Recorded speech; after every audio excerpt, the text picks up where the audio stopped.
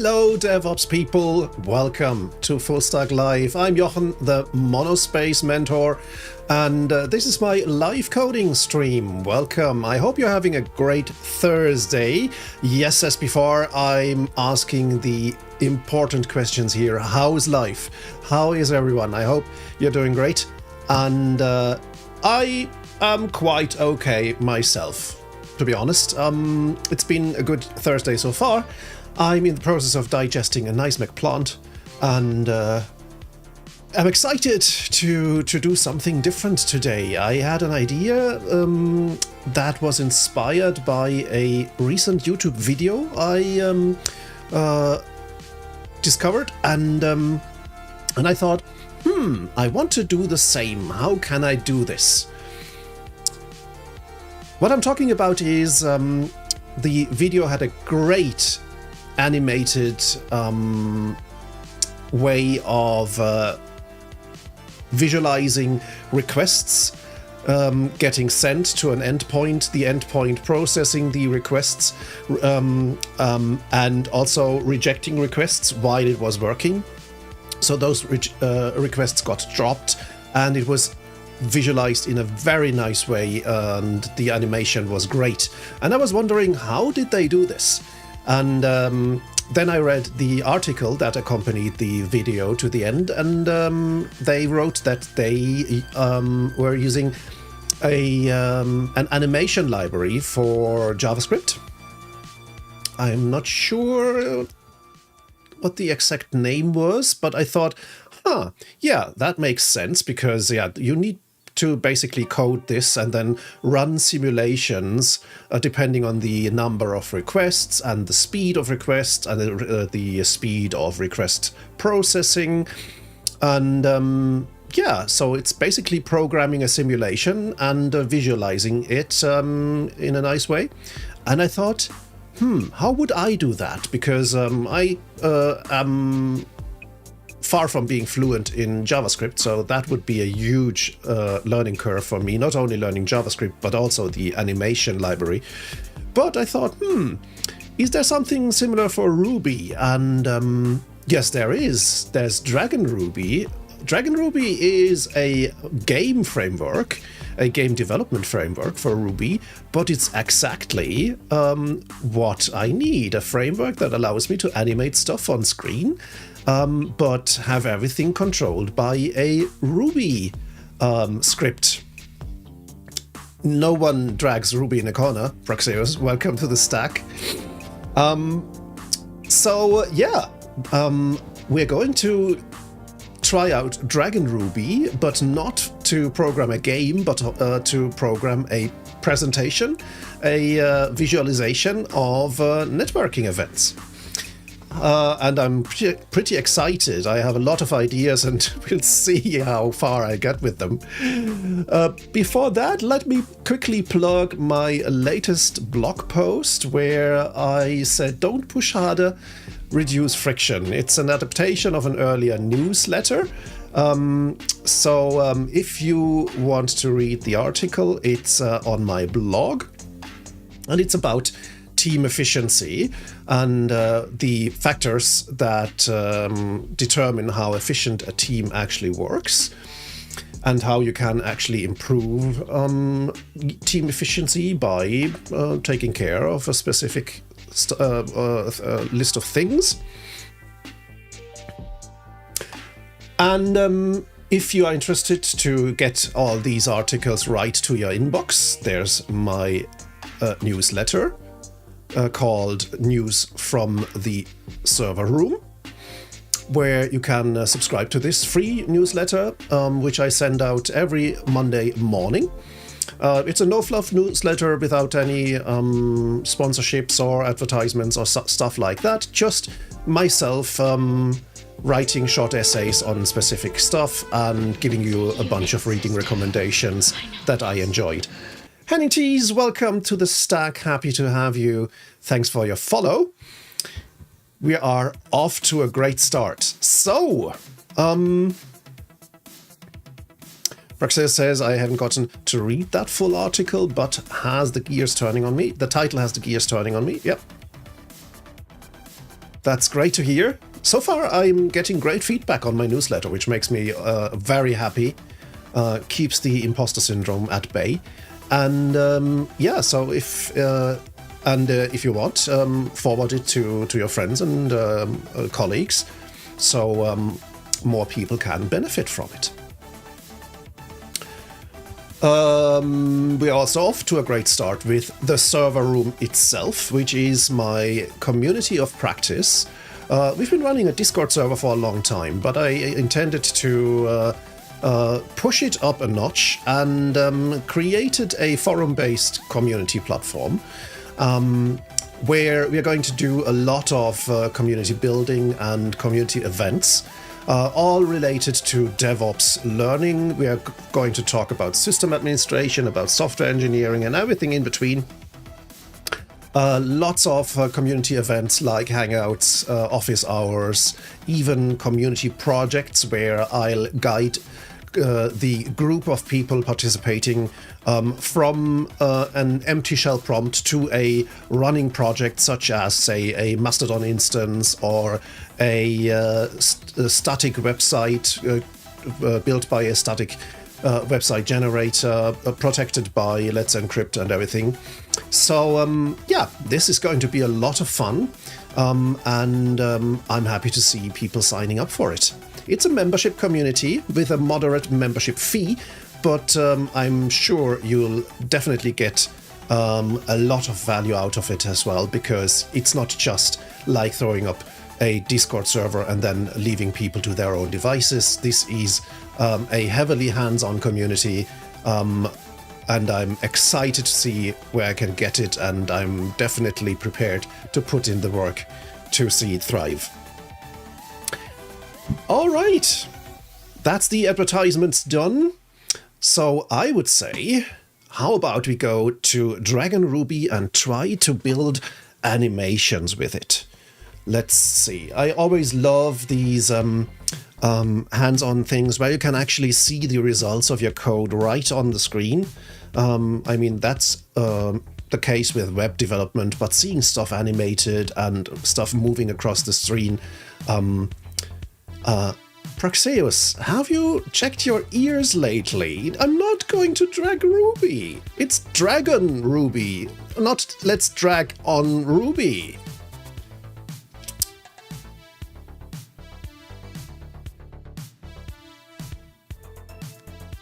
Spifar says, I'm using Scratch from MIT. I did look into Scratch, actually. And it's also a great way to get started with getting some logic into a machine. I tried it with my kids, didn't get far, but I guess that's more due to myself not putting in the time than that it's the fault of Scratch. Maybe I should give it another try now that I've built my 11-year-old his own laptop out of a old used ThinkPad T480. I put in a new SSD, I put in an ANSI keyboard.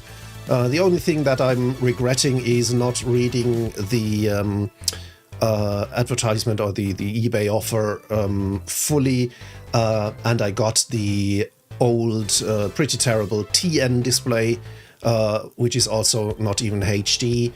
I might end up replacing that display with a HD display sometime in the future, but for the time being, the laptop does what it should do, and it's more now up to me to introduce them to coding and things like that.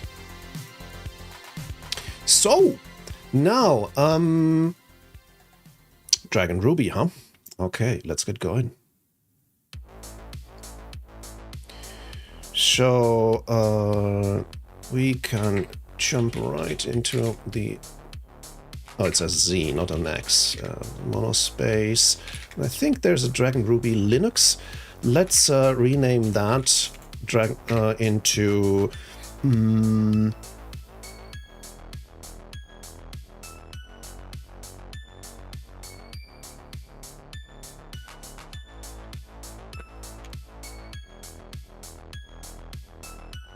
well, let's call it request animations.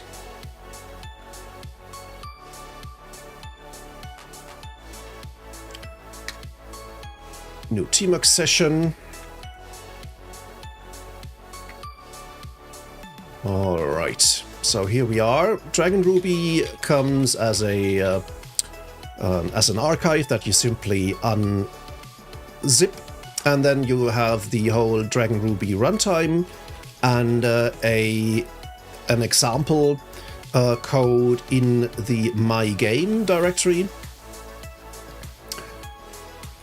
Let's see, data is empty, fonts is empty, metadata is not empty, and I guess we should probably...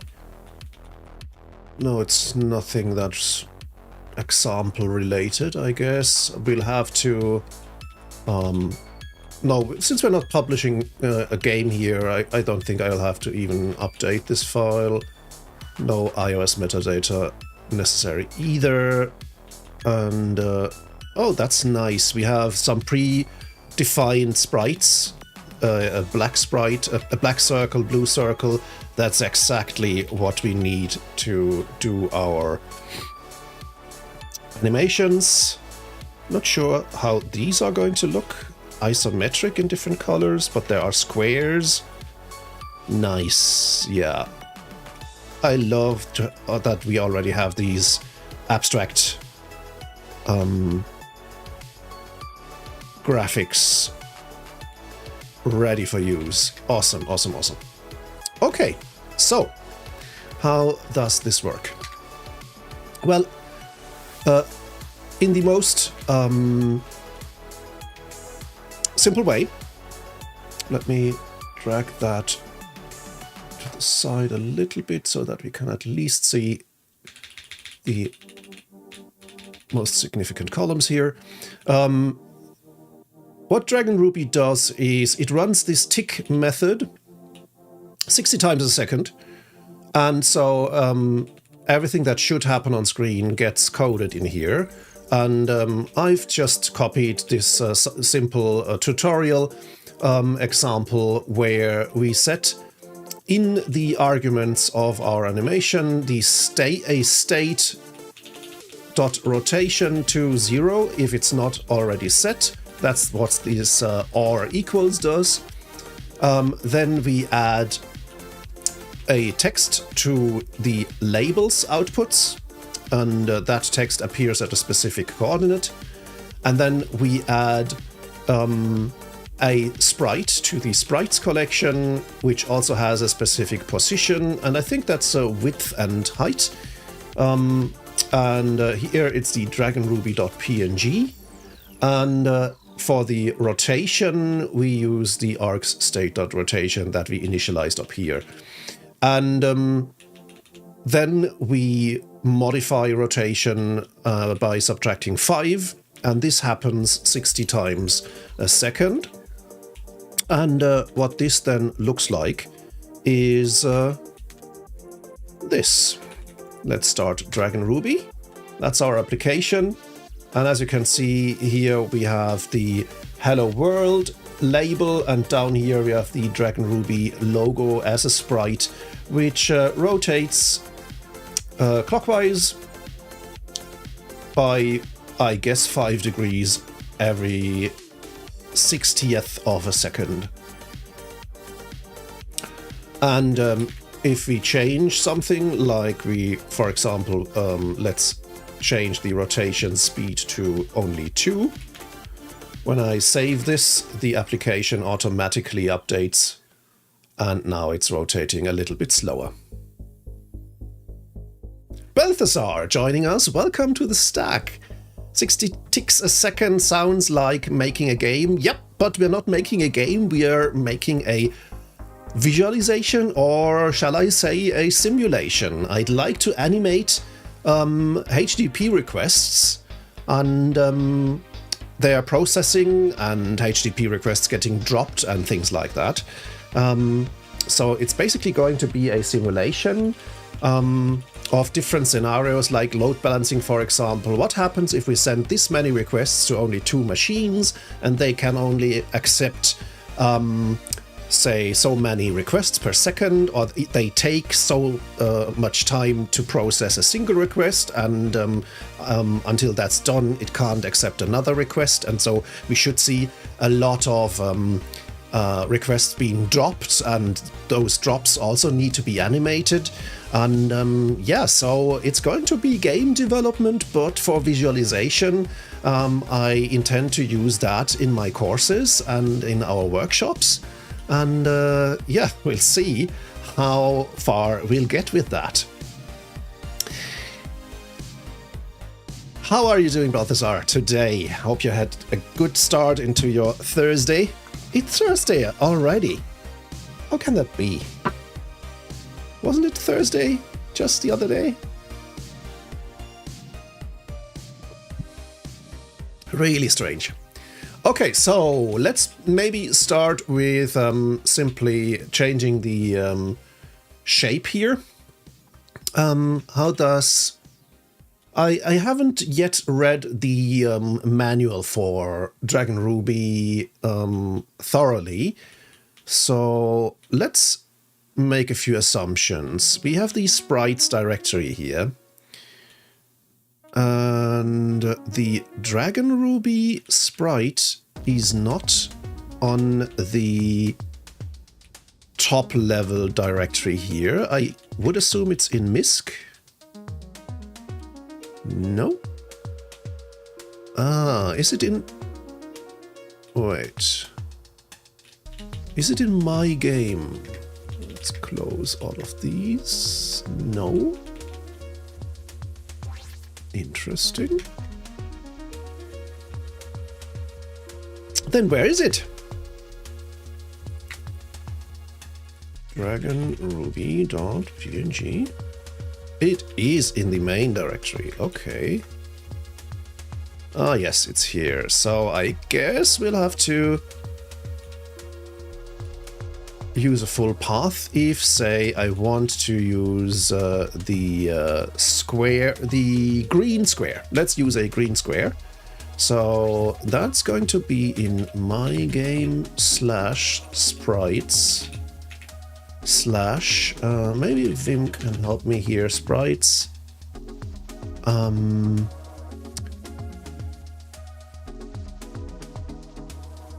Square.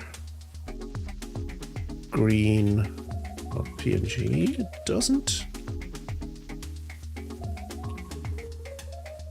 update it. Yep, I see. Okay, so now we have to change the sizing, otherwise the scale is off. And the nice thing about this square is that it has a direction, so we can actually nicely see how it rotates. That's why I didn't use a circle, because I thought, yeah, well, we can't see a circle rotate, can we? But if the circle has a notch for the direction, then of course that works too. Okay, brilliant. All right, so how do we go on from here? Balthazar says, slow start for me, was out late-ish last night. I was up far too long. My wife asked me to stay awake until she was able to go to bed, because it's so much easier for her to fall asleep when I'm still awake, which is definitely sometimes a little bit of a rough deal for me, to be honest. Because, yeah, I would go to bed a lot earlier and fall asleep within minutes, but I guess...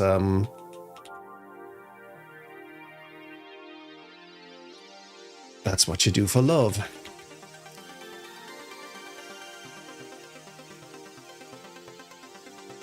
Shit news to Proxeus. I'm so sorry to hear that. That can ruin your whole day.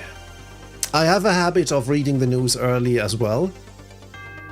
And maybe I should change that before something really bad happens and starts affecting my mental health. Alright, so we can get rid of that label. What I'd like to do is simply animate a sprite.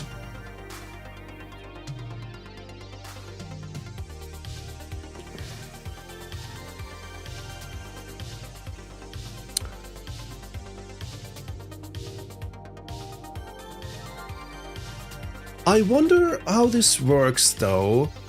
Well, I have to assume that this add operator here is overloaded in a way that this sprite does not actually get added every tick, but only once if it's already in there. But there's nothing that would indicate that this is something unique. I might want to have 2 circles at the same position.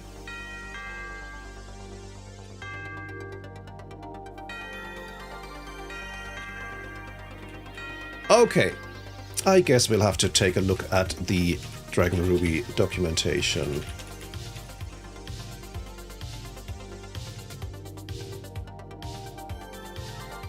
That's probably good. DragonRuby.org. Oh.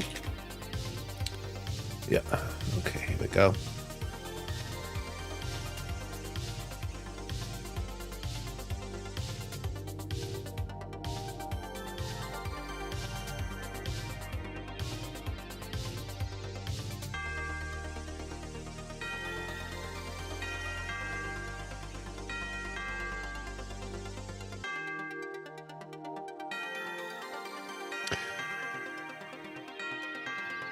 I can relate, Praxeus. I mean, I don't think what Balthazar means is sticking your head in the sand and simply, plugging your ears and going la la la. You don't know what happens. On the other hand, maybe there's a better time to read the news than right in the morning. That's why I thought, yeah, maybe I should change that habit and read the news whenever I go to the loo later in the day. Because that's when I'll have to deal with shit anyway.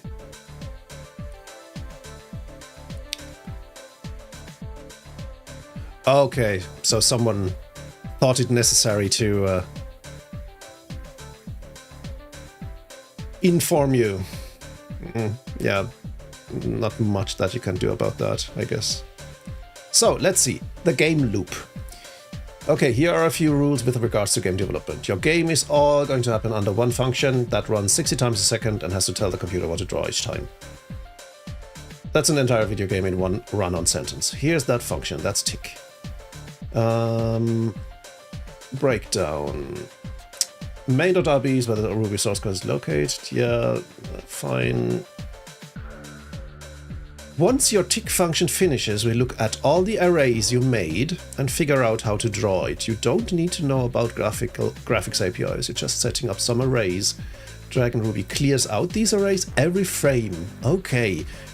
Okay, I do have to add this every tick. Okay. Interesting.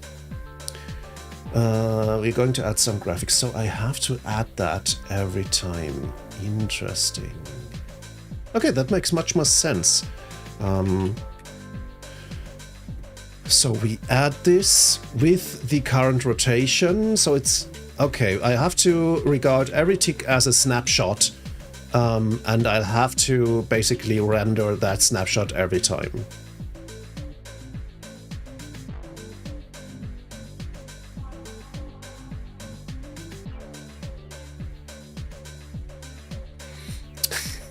Balthazar, no problem. We'll leave you some time to get booted up.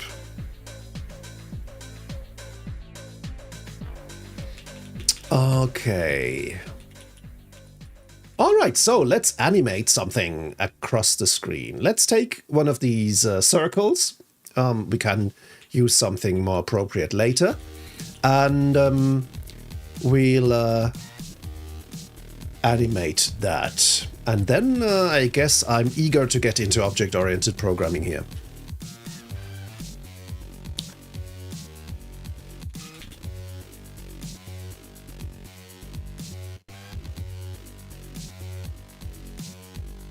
So...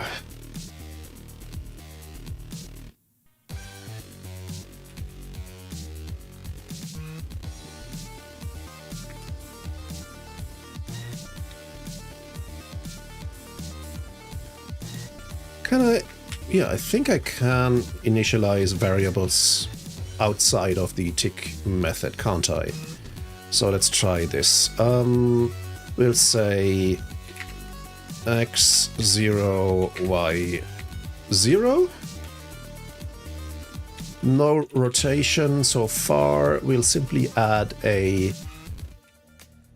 sprite at x, y. We'll make it a little bit smaller because it's going to be a request, so only a small circle, and the rotation is going to be 0.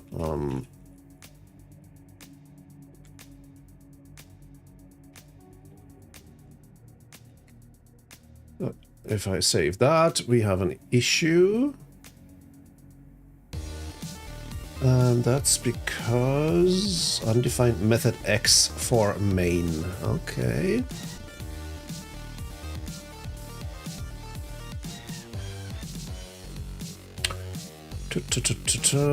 Let's take another look.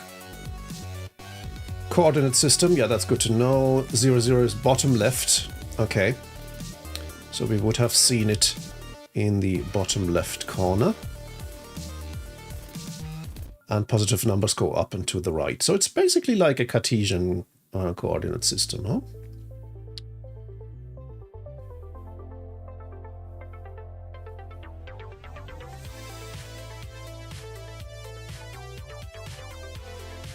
And the game screen is always 1280 by 720. So it's, in my case, it's just a scaled window. Okay. Now,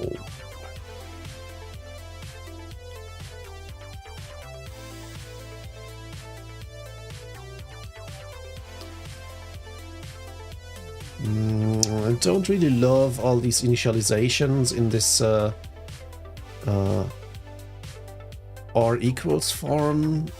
I'll have to find a different approach. You know what? That approach is object-oriented programming, I think. So let's start something simple. We'll create a class circle. Why does it...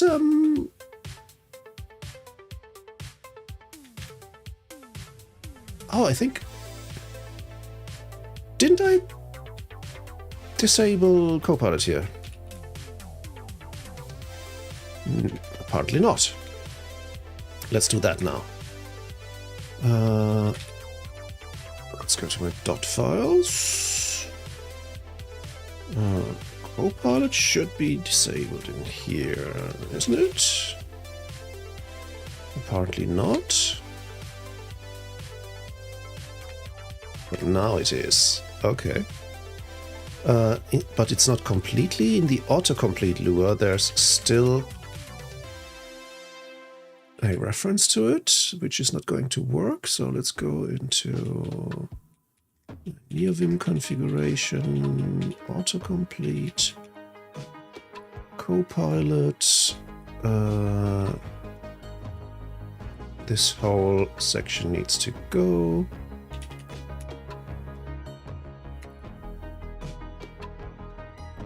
Let's do a Shimwa apply.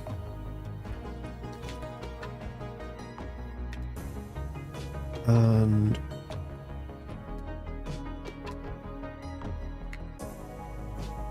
let's go back here. Oh, that's a different session, isn't it? Because this is the old directory. Let's close this.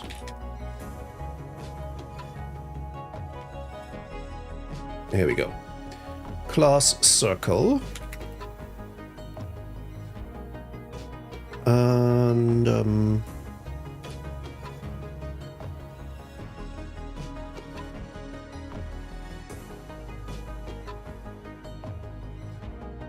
hey Moo, how you doing? Let's make this an accessor, yeah. This is still Whoa, whoa, whoa, whoa, whoa, whoa. What's happening?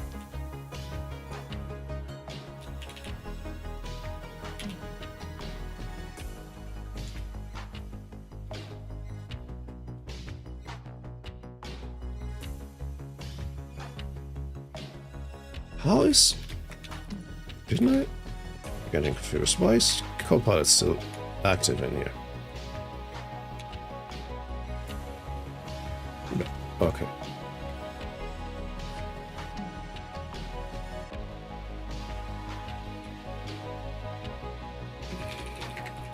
Class circle. Yep, that looks better.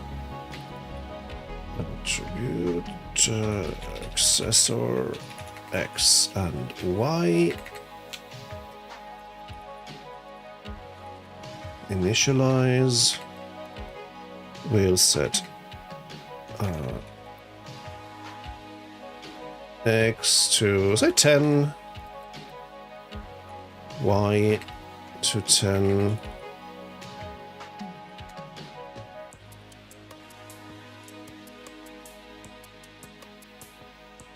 Rage Control, welcome to the stack. Do you like the font? That's great.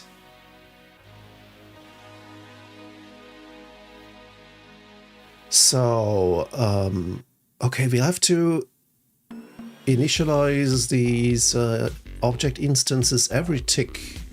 That's going to be interesting. But for the time being, okay, fine with me. So let's do circle equals circle new. And then... Yep. Sorry, I keep missing the ads starting, so I'll make sure not to do too much stuff here. So I guess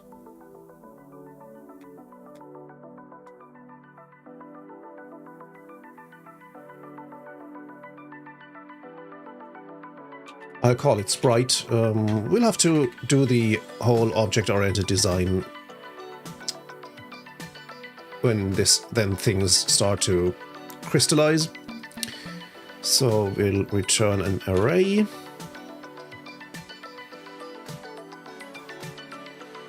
Consisting of X, Y. Well, let's simply take this.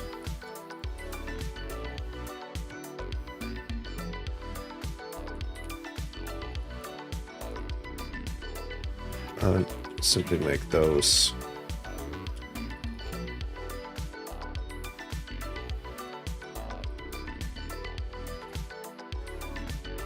something like that. It initializes and then it gets displayed. And we're back from the ad as well, so we can now continue. As you can see, my object simply returns a DragonRuby sprite, and then it gets added to the scene here. An important notification occurred. Open console. How do I open a console, though?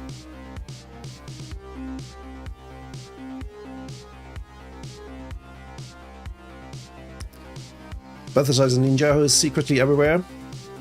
Could be. Could very well be. Okay, so then let's do something interesting. Well, let's find out what's up with that console.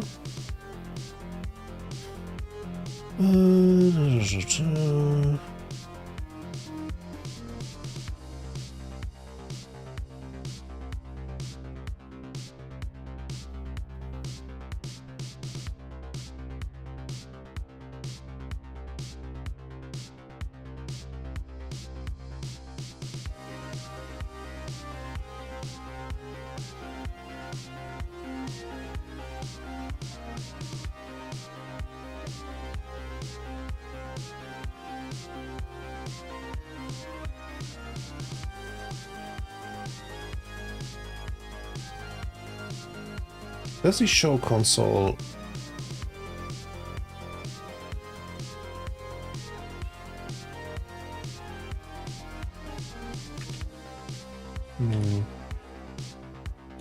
Oh, here we... Frame rate below 30 FPS. Average frame rate was 13. How's that possible?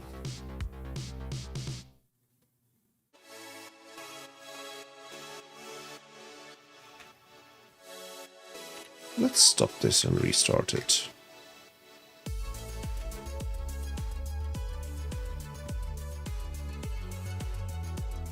Maybe because my tiling extension does something that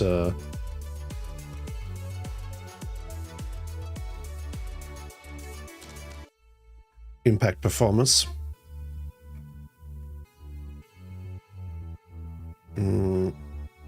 Doesn't have a problem yet, apparently. Okay.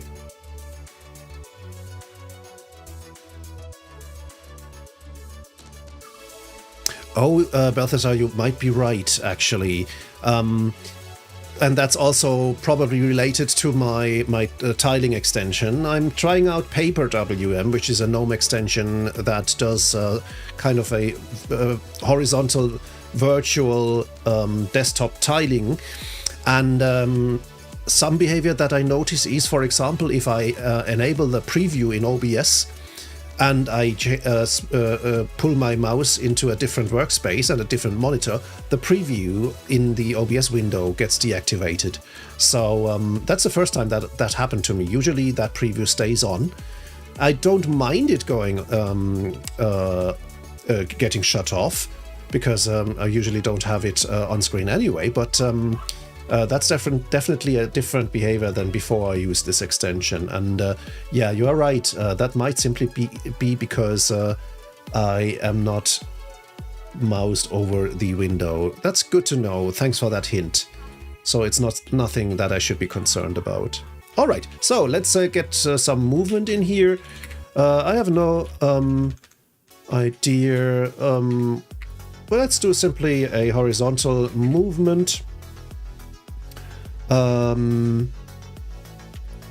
X equals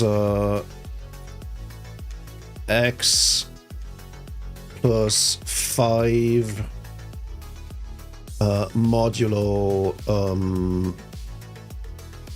well, it's always 1280, isn't it? So if we do this,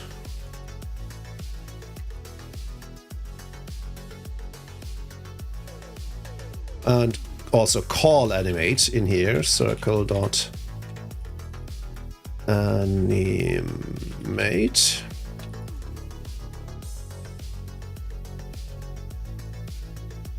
Well, that didn't work. Interesting. Oh, that's because we are creating the circle object every time.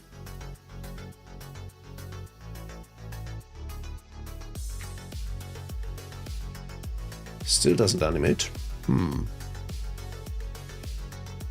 Praxis asks, odd question, are you hoping to build out interactive or simply animated presentations? Interactive would be the icing on the cake. If I were able to have some sliders on the whole thing, where I can then increase request rate or decrease request processing time or something like that, and see how that actually impacts request processing, that would be awesome. But I'll have to take baby steps. So let's start with getting something moving over the screen at all. This actually should work. Why does it not?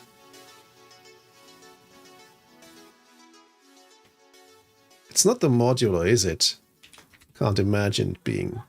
No.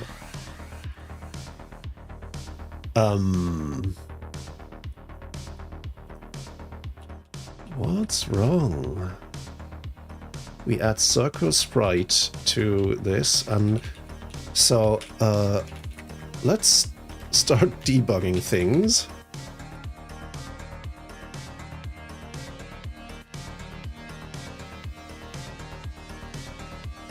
Is that the 15? Yeah, it's the 15. So it gets added to, we add 5 to X once and then it stays there. How's that possible?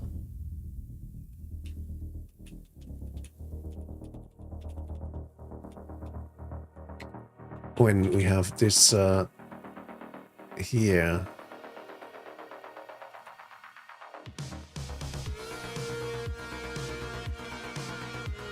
It doesn't get initialized every time, is it? Does it? Yes, it does. Whoa, okay. Why is that?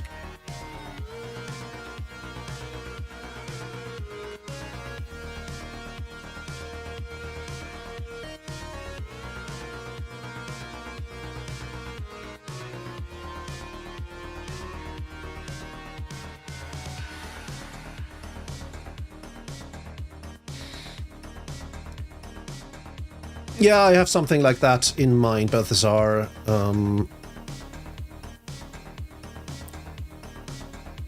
But I'd like to experiment a little bit first to, yeah, get a feel for the whole thing. And it's really strange why I can't even get this managed properly.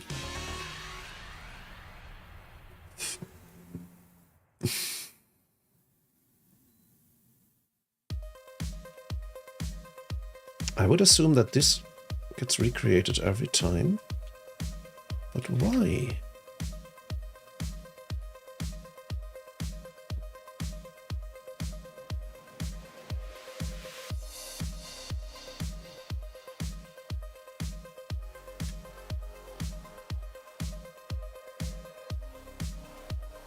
Spifar says, I used to do animations using poke and peek on the Commodore 64. Me too. Me too.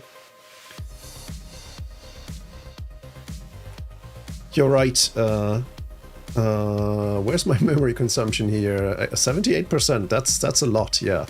Let's take a look at what happens if I end this.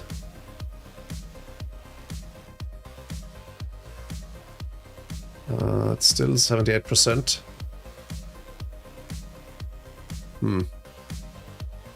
Yeah, I mean, I recreate the same object over and over again, so it shouldn't eat up memory if garbage collection works, but still, it shouldn't do that.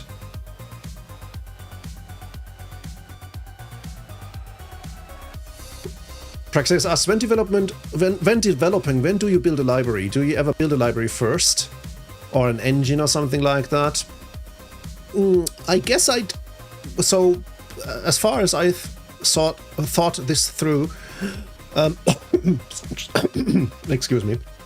As far as I've thought this through, there will be a library quite quickly. I have some kind of an object-oriented design in mind, but before I get to do that prematurely, I really want to see this working in a very hands-on way first.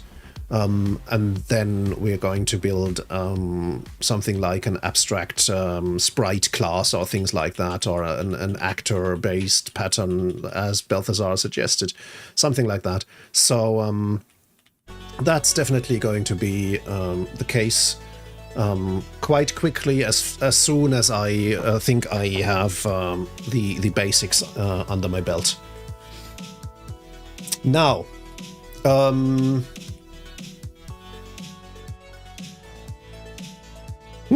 Monospace mod, yeah, based on a BBS, as a BBS door game.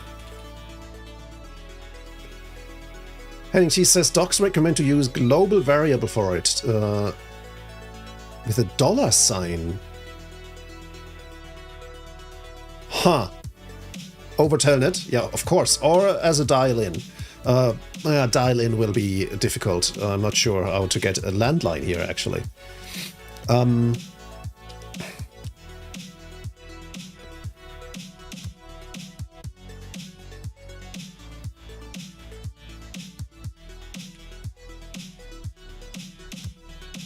We can do this, Balthazar. Let's do it. I actually thought about writing BBS software in Ruby, but I told myself it would be too much work and too much for which I have too little time. This is still exciting and new, but it has an actual purpose. It's actually related to my day job. So, write the door. Yeah, okay, we can do this. For the uninitiated, door games were a thing back in the day when we were still running BBS systems, bulletin board systems on our PCs connected to the public phone system. And you needed a door because usually you ran these BBS systems on a microcomputer that had a single tasking operating system. So what was necessary was usually it ran the BBS software in the foreground, and when you wanted to start a game or something offered by the BBS, it basically had to transfer state to the BBS game software, start that software. The software had to take over the connection and do its thing, run the game, do everything, interact with the caller, and once the caller then ended the game, the opposite needed to happen. So the BBS software needed to be started again, take over the connection, and that's why it was called a door. It was basically the system moving from one room to the other and back again. Because it wasn't possible to load in the game as a plugin or something like that, and it wasn't even possible to run the BBS software with the little memory these machines had, and run the door game on top of it. So that was a very hacky way to do things, but hey, it worked perfectly.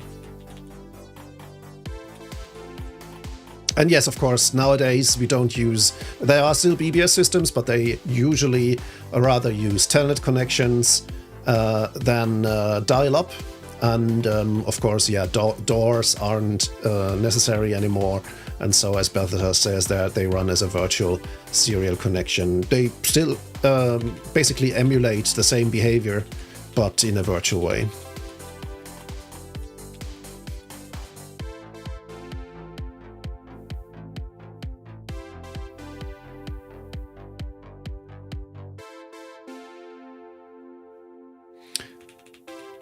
All right.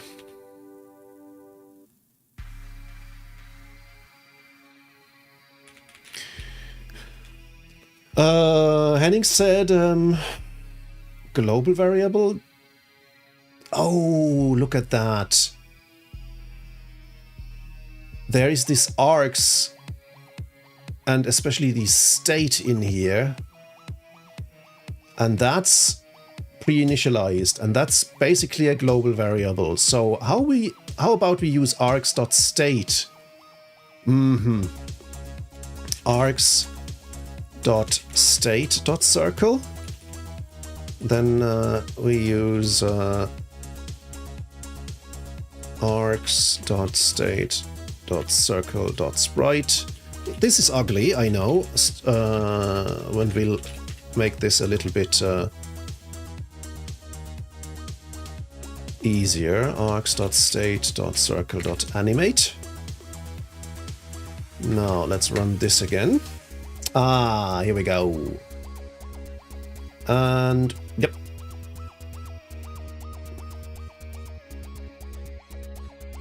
Let's make this a little bit smaller so it fits on the screen.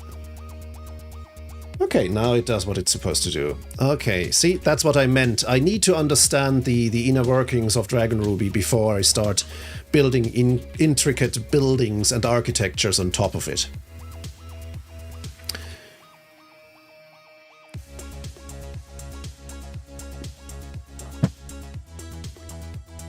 All right.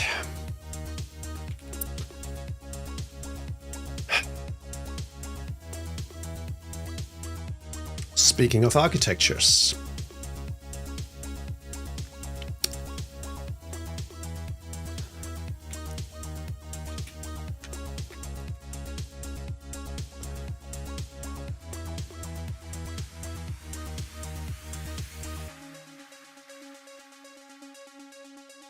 Let's start simplifying things.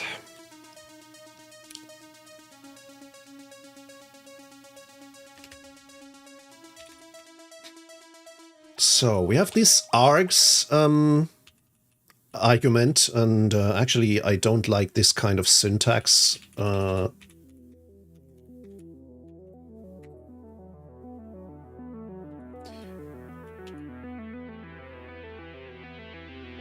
Did it reload? Yeah, interesting, because I didn't see the sprite reset. It just reloaded the code, but the arg's state didn't get reinitialized, I assume. Interesting. Okay, now.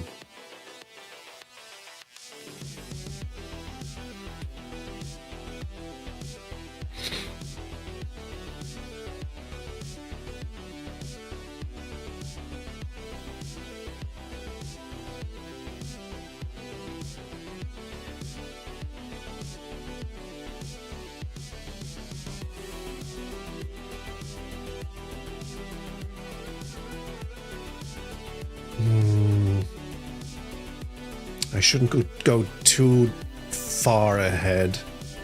So let's do something like a sprite class.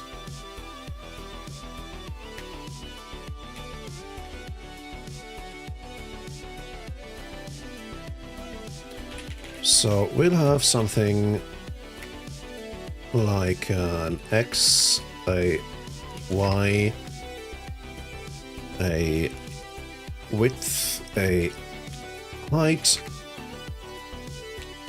an image, a rotation,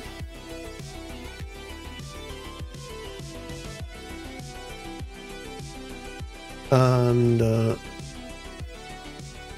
we'll pass in all these options as a hash.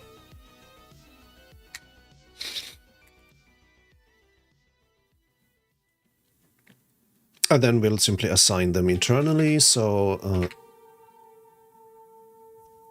X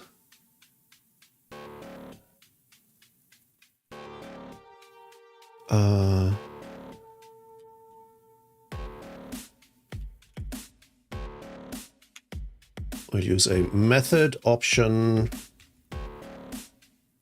X because we'll have to check if the options hash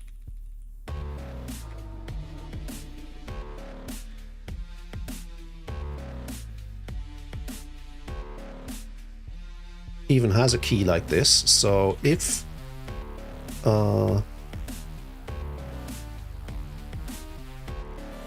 options key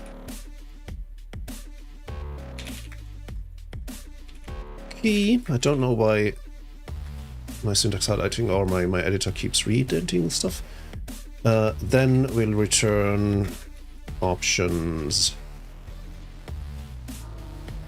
key.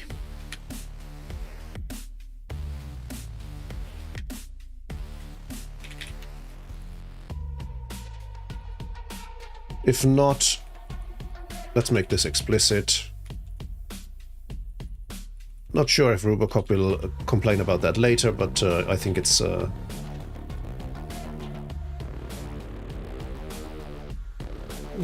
I guess we could even say, okay, if we don't pass in a coordinate, we need one. So let's initialize it with 0. And then we'll use this. We can actually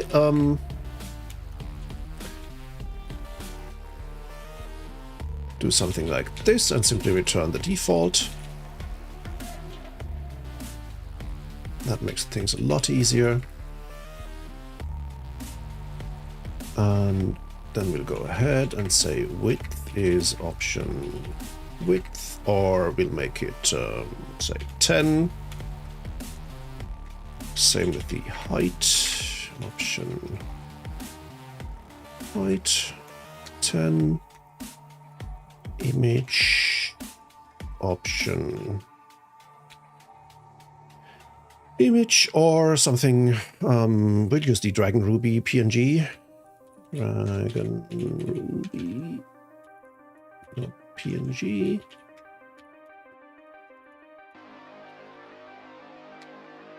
And then the rotation is option rotation or 0. Okay. And then we can make circle a sprite. We don't need this anymore. We don't need this anymore.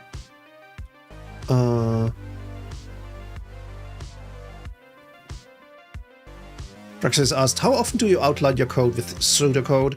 Not much, to be honest. Most of the stuff I built up in my mind, and then I quickly write it down so I don't forget it. If stuff is complicated enough to warrant pseudocode, it's probably too complex and I should break it down.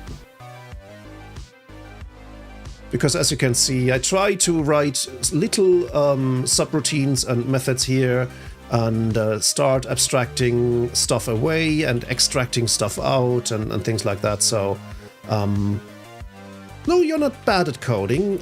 It's just a different approach. Everyone needs their own approach. Please don't make me the default of coding, because that will not end well. Open a function, comment the goal, and output. Yep, makes perfect sense. You could even do that with actual documentary code, like Yard, for example, does it for Ruby, where you can actually write comments that define the parameters, the option key, and param default, the options default value, and that can then be used to generate HTML documentation.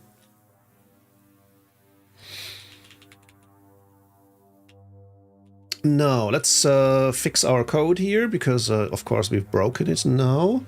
The sprite method needs to go up here, where we actually return x, y, width, height.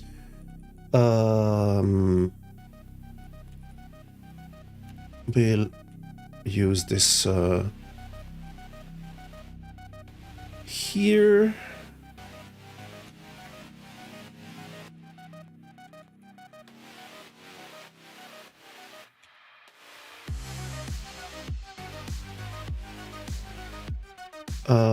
We could simply do image equals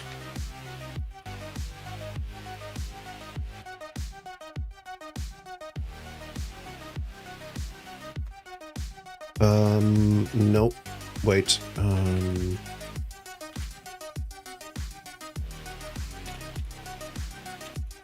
simply call super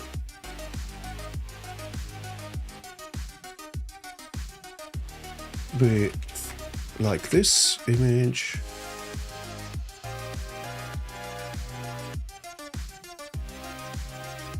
No. what I'd like to do is basically do this circle new x10, y10, width 10, height 10, image like this. Oh, okay, it doesn't work.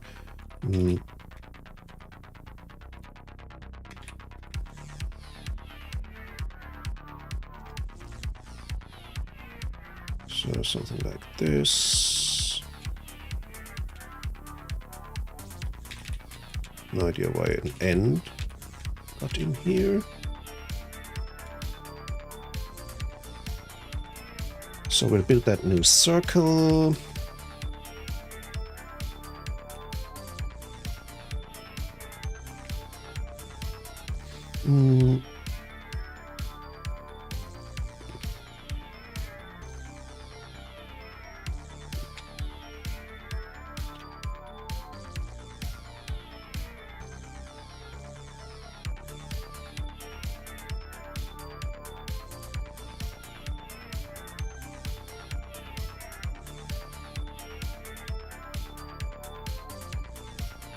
We call that render. So down here we call render as well.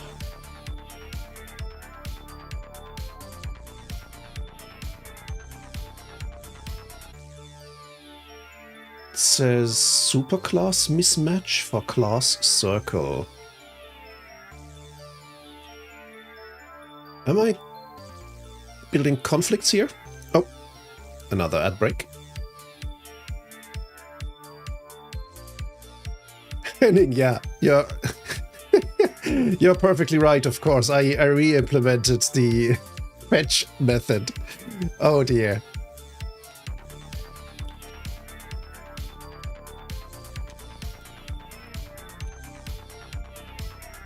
Oops, sorry about that. Oh god.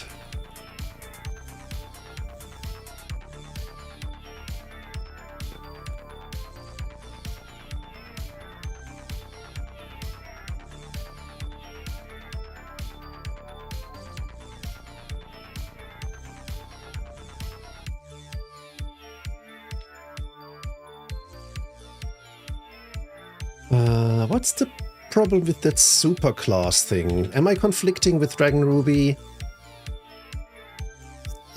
Wait, there is an S missing.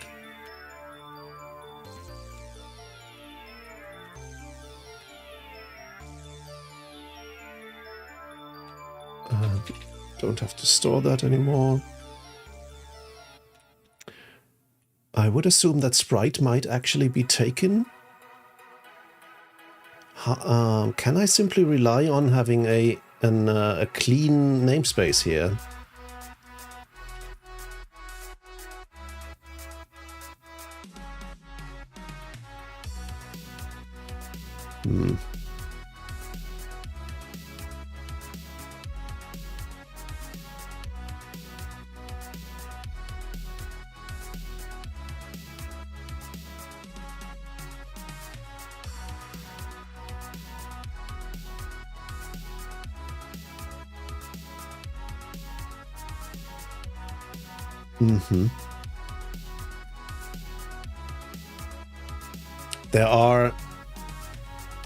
There's at least some duct tape, not duct taping, but duct typing in going on.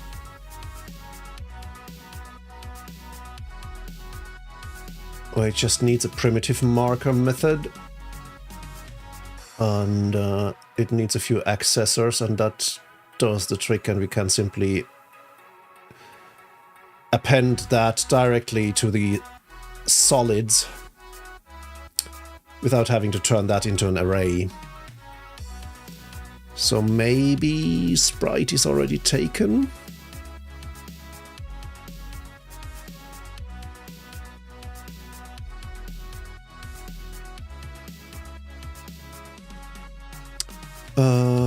goes. Let's take a look at APIs. Outputs. There are solids, sprites, labels, borders, and lines.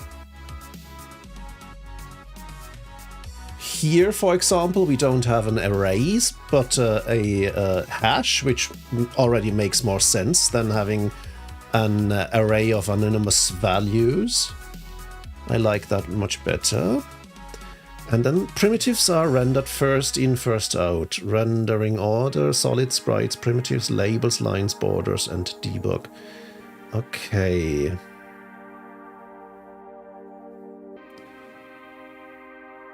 String primitives.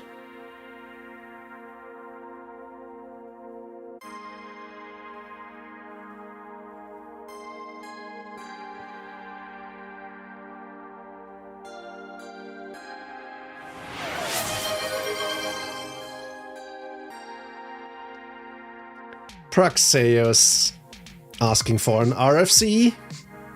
You shall get your RFC. You shall get it.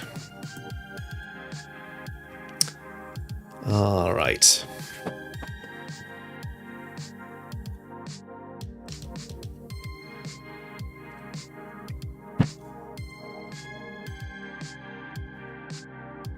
What RFC are we talking about today? 8367.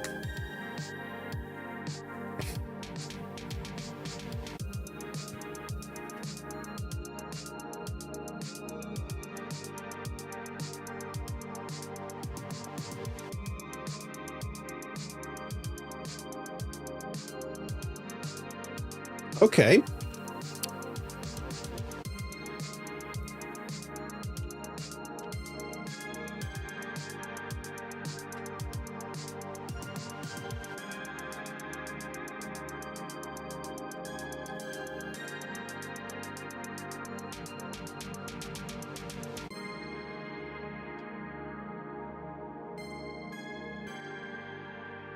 Let's put something. Let's put something lo-fi on.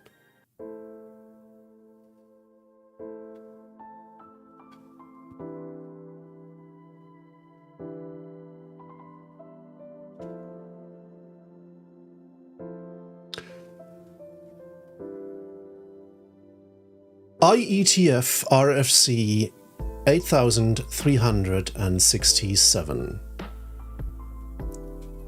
Wrongful termination of Internet Protocol IP packets.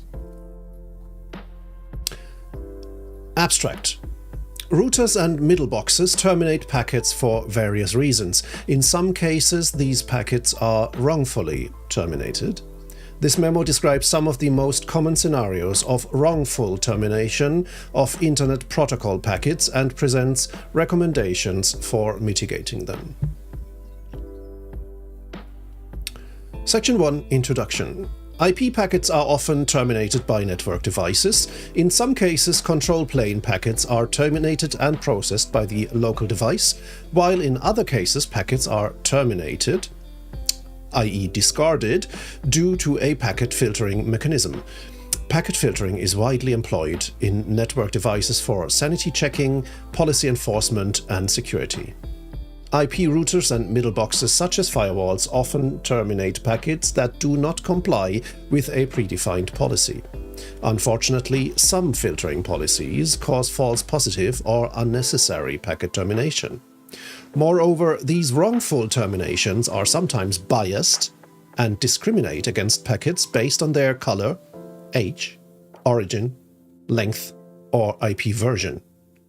This memo discusses some of the most common scenarios of wrongful termination of IP packets and presents recommendations for preventing such discrimination. Section 3. Wrongful termination scenarios. Sections 3.1. Color-based termination. Synopsis. IP packets are terminated due to their color. Description: routers often employ metering mechanisms, see RFC 4115. These mechanisms often support a color-aware mode in which the packet's color, green, yellow, or red, is used as a criterion in the metering algorithm. This mode has been known to prefer green packets over red and yellow packets. Recommendation: use of colorblind metering is recommended as it allows equal opportunity for packets of different colors. Section 3.2 Age-based termination. Synopsis: IP packets are terminated based on their TTL. Description: the IPv4 TTL field, see RFC 791, and the IPv6 hop limit field, see RFC 8200, are used for loop prevention. These fields essentially represent the packet's age. A router that receives an IP packet with a TTL value of 0 or 1 typically terminates the packet. In this document, packets with a TTL or hop limit of 0 or 1 are referred to as senior packets. Recommendation: when possible, the practice of reverse discrimination is recommended. Notably, senior packets have been known to be highly effective for OAM tasks such as hello, see RFC 2328, and traceroute, see RFC 2151. Therefore, senior packets should not be easily dismissed. To the extent possible, senior packets should be used in control plane protocols. Section 3.3 Origin-based termination. Synopsis: IP packets are terminated based on their origin. Parentheses, source IP address prefix. Description: routers and middle boxes often perform IP address filtering. Packets are often discarded based on the prefix of their source IP address. In this memo, prefix-based source address filtering is referred to as origin-based filtering. While source IP address filtering is an acceptable technique for preventing security attacks performed by known attackers, filtering an entire prefix may lead to unnecessary termination of legitimate traffic. Recommendation: origin-based filtering should be limited to the extent possible so as not to punish an entire autonomous system for the crime of a single host. Individual address-based filtering should be preferred in cases where the address of the potential threat is well known. We'll leave it at that. This is another. I love the RFC or the RTFM reward just because it familiarizes me with so many RFCs that I didn't know about. And yes, of course, age-based filtering is something that really should be avoided. Ageism in networking doesn't have any place in networking. Thank you for that. This was fun and a nice change of pace. Let's go back to the code though. So, I need to find out why it says superclass mismatch for class circle.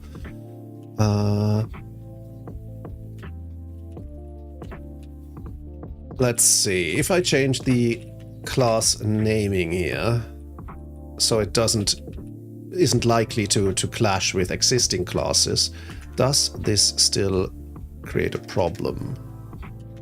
Let's see if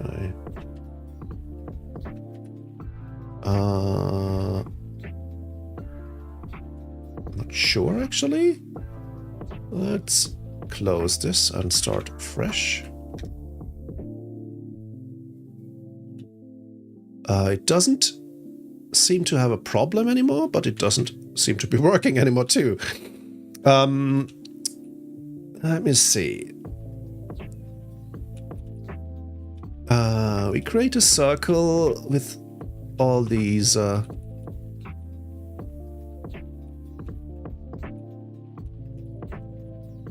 does render get called? No, it doesn't.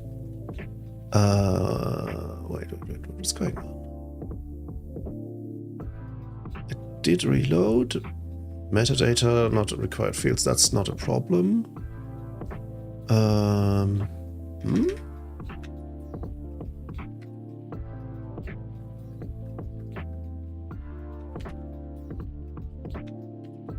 No, something is wrong because render doesn't get called anymore.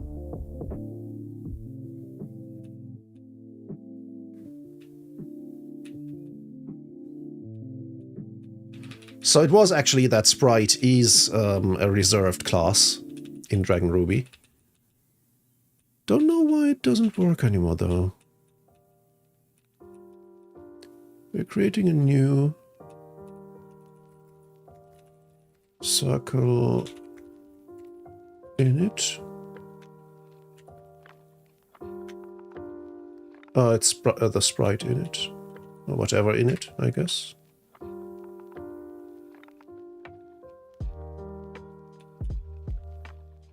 Do I have to call super in the initializer? No. Rendering a sprite using a class. Let's thank you, Henning. Let's see. That's in the outputs section 2. Rendering solid sprites. Here we go. An array using a hash, using a class. Oh, okay. What you say is, yeah. The thing is, if I want to create a class sprite, well, it uses duct taping, doesn't it? It calls primitive marker, and that tells it it's a sprite, and then it uses the accessors to get to all the possible attributes. And yeah, then it even uses a circle here. But here, yeah, we initialize only the things that we need. And in the case of a circle, if it's an actual circle, we don't need width and height. We just need the size, actually, and then assign it appropriately. Okay. And, you know, serialize is a good word too, where I chose render, actually using serialize and return the hash form. That's also a good idea. And then we even have an inspect and 2s function that helps debugging. Okay. And then we can actually just create this object directly.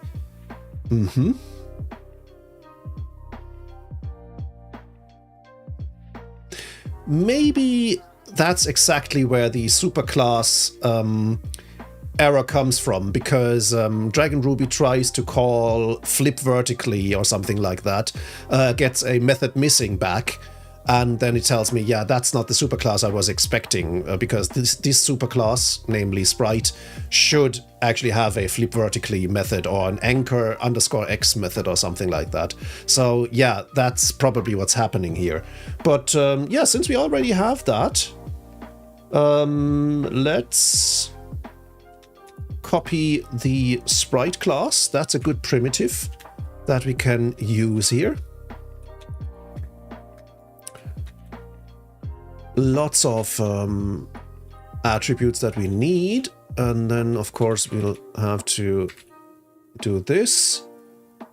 It still says superclass mismatch. Okay, interesting.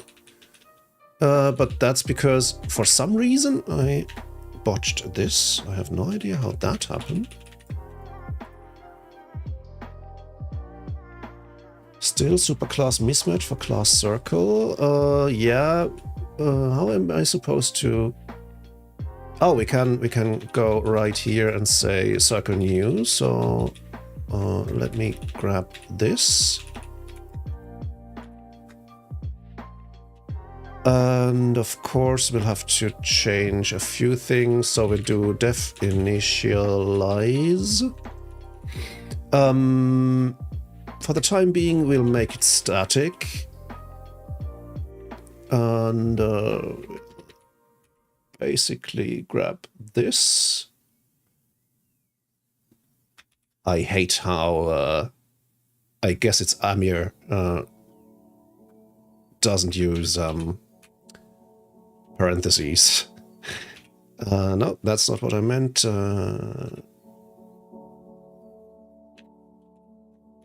Wanted to do this, initialize.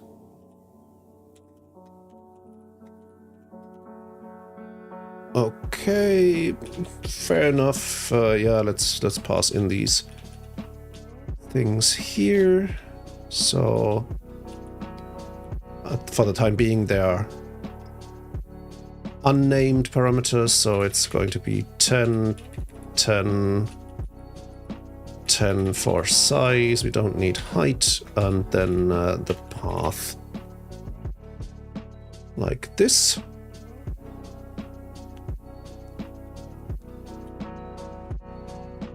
This, of course, doesn't work. Let's also get rid of this because it can't work either. So now that should actually render a circle, but it still says superclass mismatch for class circle.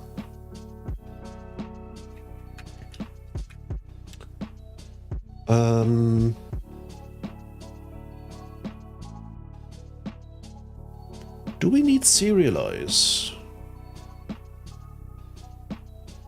Probably.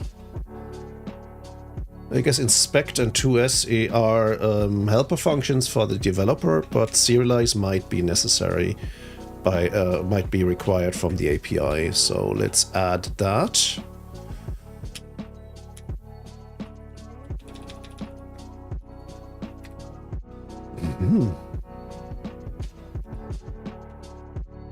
By now,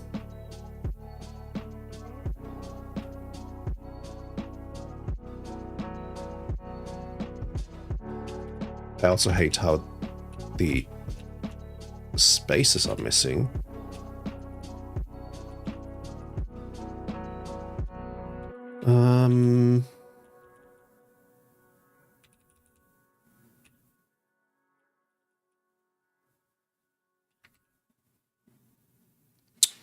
I would expect this to work now. Maybe we need a restart. Not sure what the reload actually does reinitialize and what it doesn't. Yes, here's a small sprite.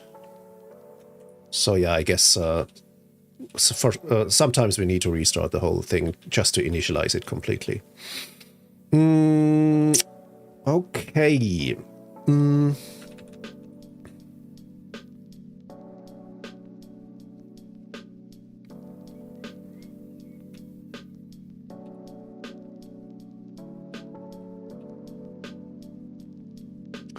Question is, how do I animate that circle now?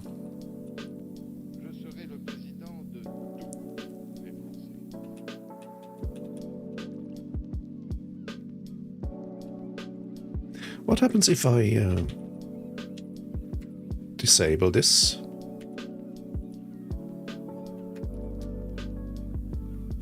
It still works. So serialize doesn't seem to be necessary. The API grabs the attributes automatically.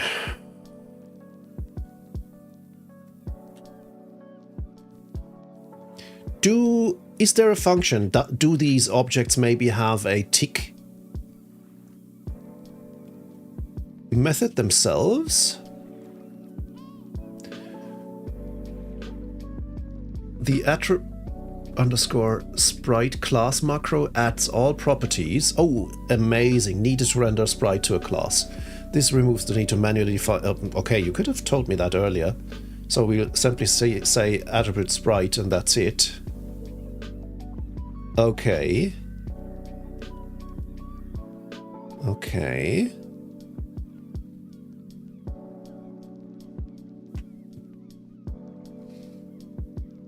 Now.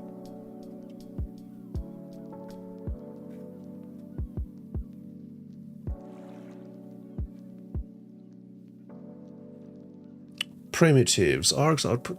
Let's do the attribute sprite before I forget it, because that, I guess, makes it much more maintainable. Because if those attributes change or get extended or something, then this will still work. Let's see. Primitives can take any primitive and will render first out. Okay. Primitives, I guess, is something very primitive. Then we have solids, sprites. I'd also be interested in how sprites differ from, say, solids. What's the difference here?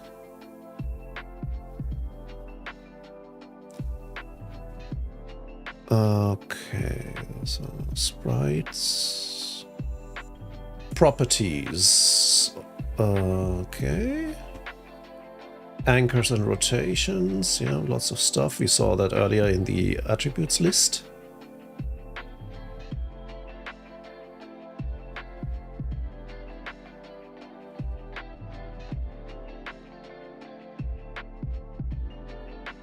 Cropping and yeah, cropping is definitely something that's really cool, because that allows you to, for example, define a sprite image that has different phases of an animation, like one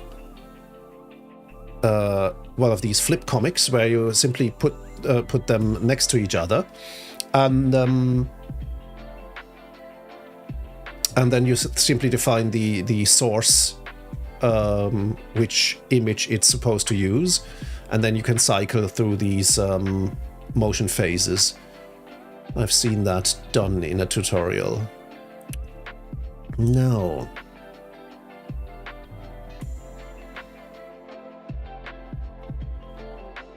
what happens if once I've rendered such a thing?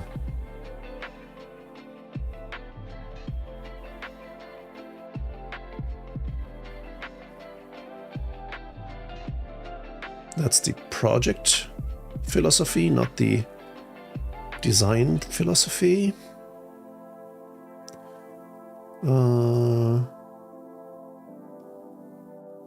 Starting a new project.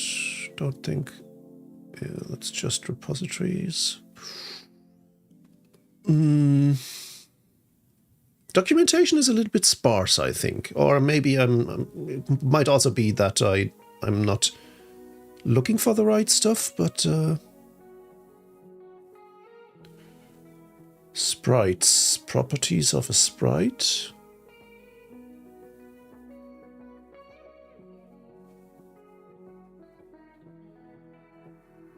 Okay, we have another ad coming up in a few minutes. Now, this time I noticed it in time.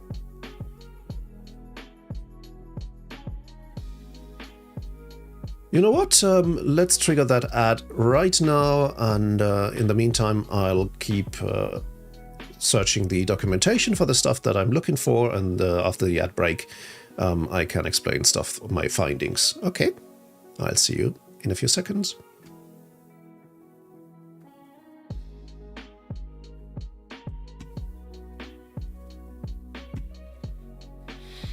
So here we are adding all those sprites without storing them in a variable.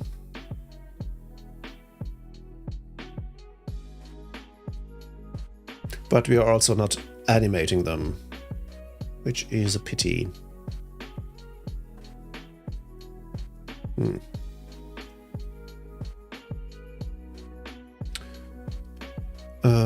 And rendering sprites, animation states, yeah, that's all. My needs are much more pedestrian at the moment. Where's that section about the game loop again?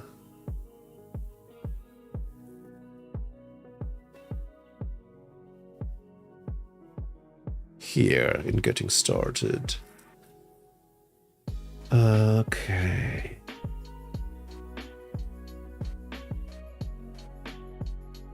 You know what? I think it would be a good idea to take a look at example implementations.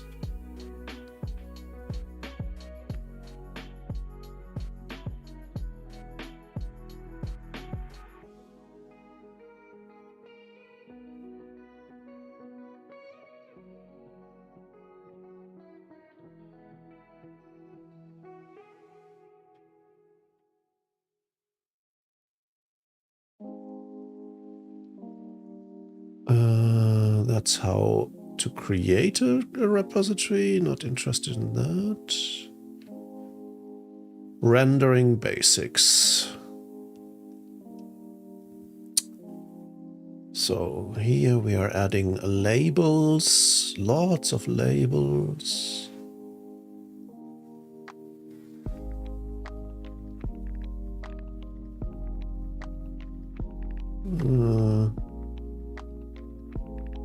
Labels and sprites. And it's mostly using args to keep state.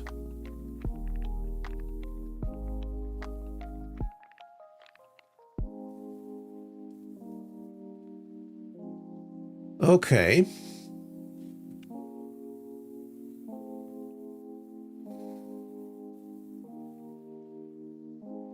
Yeah, everything that requires state is in args state. I think it's I need to wrap my head around how this whole game framework thinks. Ardi Yamala, I hope I pronounced that correctly. Welcome to the stack. Thanks for the follow. This is hard today because, yeah, as I said at the start of the stream, I went to bed very late, didn't get nearly enough sleep, and I think that's now coming back to bite me. Even though I did have coffee, but yeah, coffee doesn't solve everything.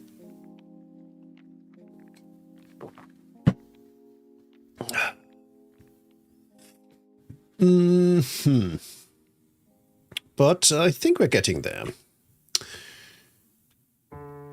If... Yeah. If we want our objects to have access to the state, we need to pass it in, I guess. So how about we pass in args state as the first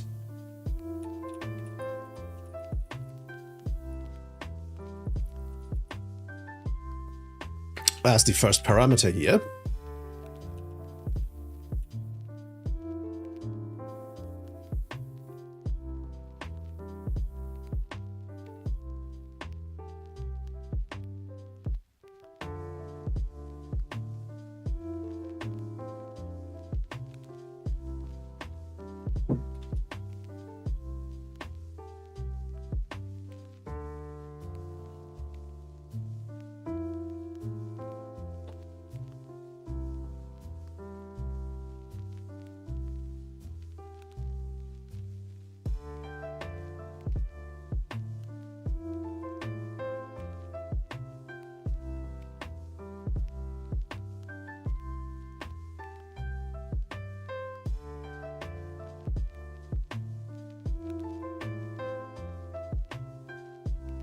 Tick count.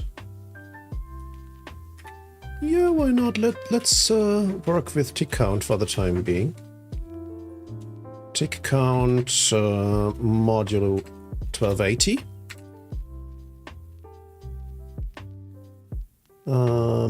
Method missing.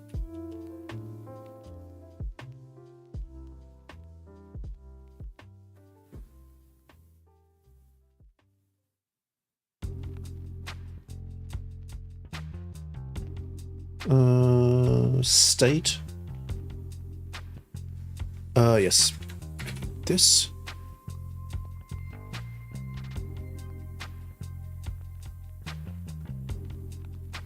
Does it still say method missing? A method named state with arguments entity ID, tick count, something doesn't exist. Ah, okay. We need to restart the game again, I guess. Okay. But that should work, shouldn't it? It's... Yeah, we should even be able to use state here, because that's the variable we're passing in here. But yeah, let's restart the game. Oh, still. State missing. State missing. Method named state with args doesn't exist on circle. Attributes right, attribute right. What?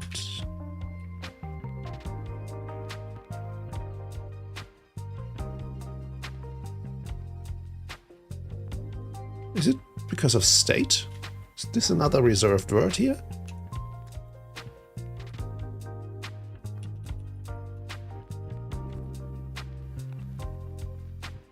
In line 11, initialize. Let's call it game state then. How about that? Game state.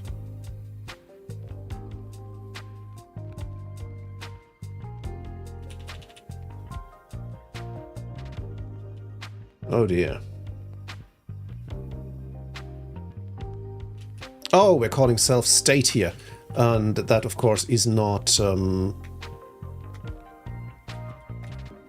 does not exist. So that needs to be another accessor here. And now it works. So I guess we can simplify this again.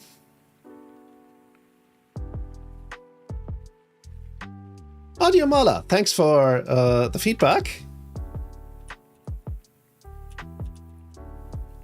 Yeah, to be honest, I just remembered that I switched to lo-fi to the lo-fi playlist when I did the RFC reading earlier, and I think I should switch back to synthwave just to keep my brain engaged a little bit better.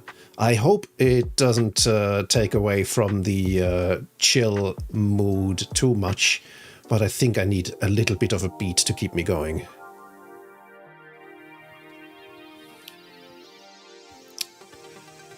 Okay, just to be sure that things are still working with the new naming, let's start this fresh. Still works. Happy to see it. Okay. And I guess we could speed this up a little by multiplying that by 5.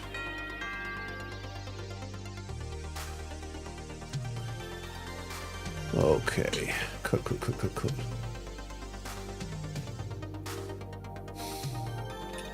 If serialize isn't necessary, it's always good to have, I think.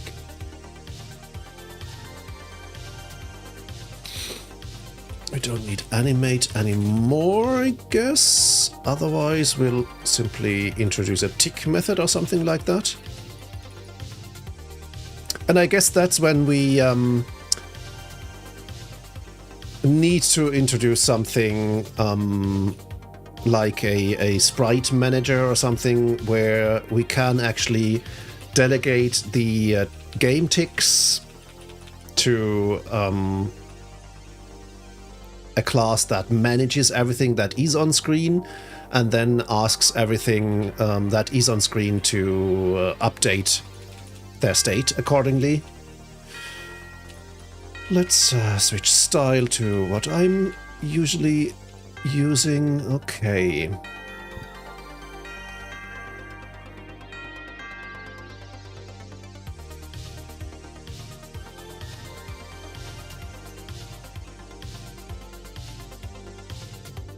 So what I have in mind is basically do this.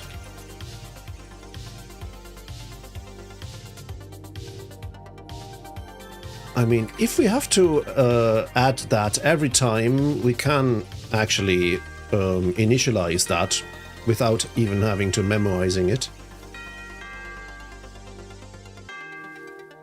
Or we could... Yeah, I guess it's a little bit more efficient that way. But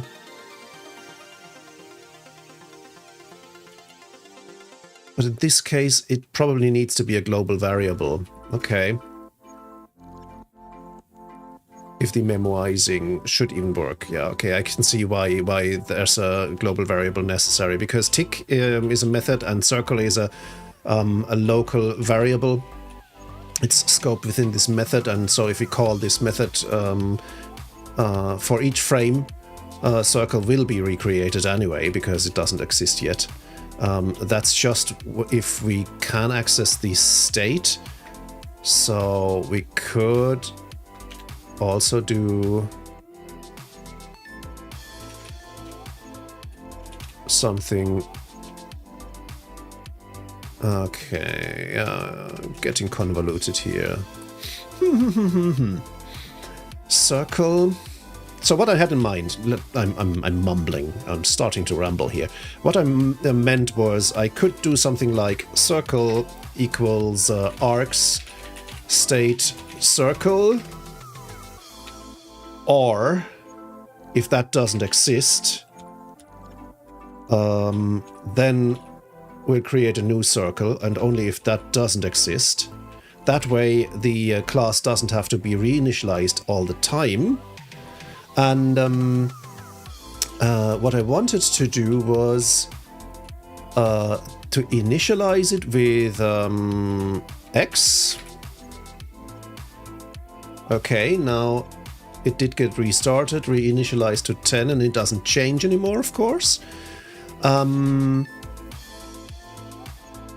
now we should be able to have each object track its own state, and only its own state, without having to inject the whole game state all the time, even though that is probably still efficient because it gets passed in as a reference. But I think this init should not happen all the time. Yeah, it does. Why though? Why?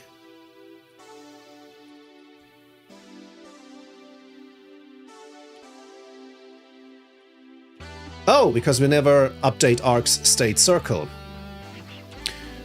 Okay, so we basically have to do something like this. And that means it shouldn't initialize anymore. More than necessary, yeah. And what I'd like to do is then do something like circle tick. So each object, yeah, which of course doesn't work, but we could do now something like this. We can use its own accessor, so x plus 5 modulo 1280, and now method named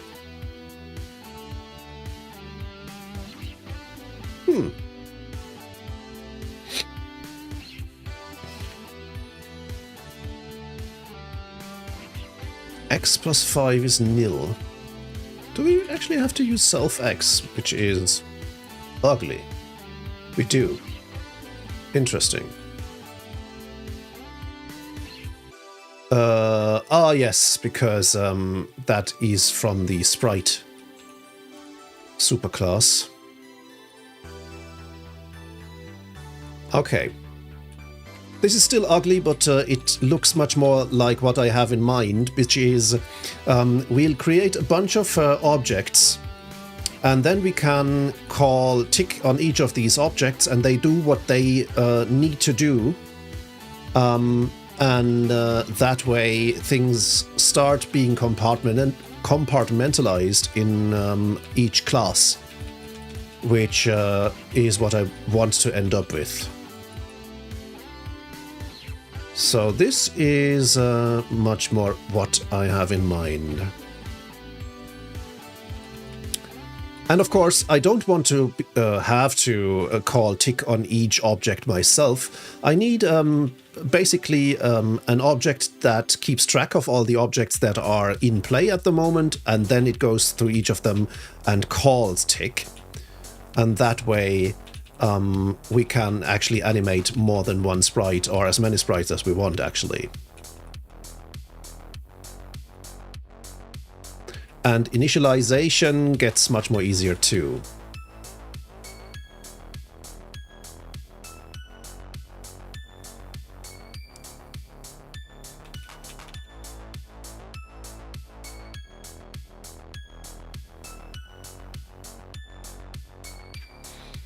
I wonder how much I'm rebuilding a game framework that has been done already. I can't be the first person to try and build a game, a framework, or in this case a simulation framework, as an object-oriented framework on DragonRuby.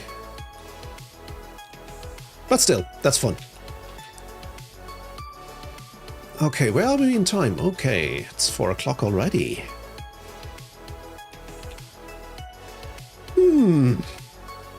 I need some sleep. I think I'll be in bed at 8 tonight.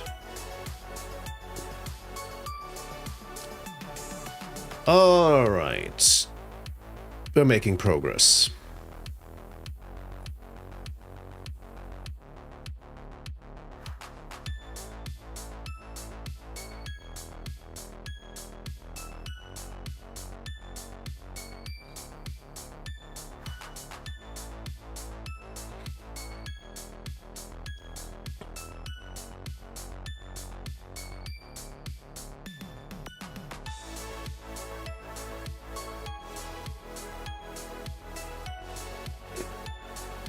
I can see myself going down a rabbit hole here.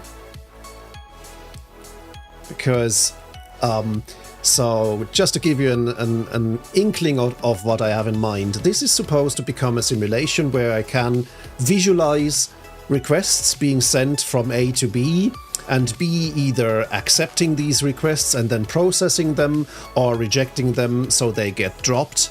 And so what I can see myself building is, for example, not only the animation logic, but also we need to detect when the request actually reaches, i.e. collides with the recipient. So we need to have some collision detection here. And then those two objects need to have some kind of an interaction, either the receiver taking in the request or rejecting it, so it bounces off. So this is, yeah, I can see. I actually contacted the author whose article and animations inspired this whole thing earlier today on Mastodon, and asked him if it was a lot of coding to get these amazing visualizations done, and he answered with yes, smiley face. And he said, but that's probably because I'm still early in building these things. But I think part of that is simply things can get complex quite quickly, especially if you don't want to hard code everything and say, okay, move until here and then bounce.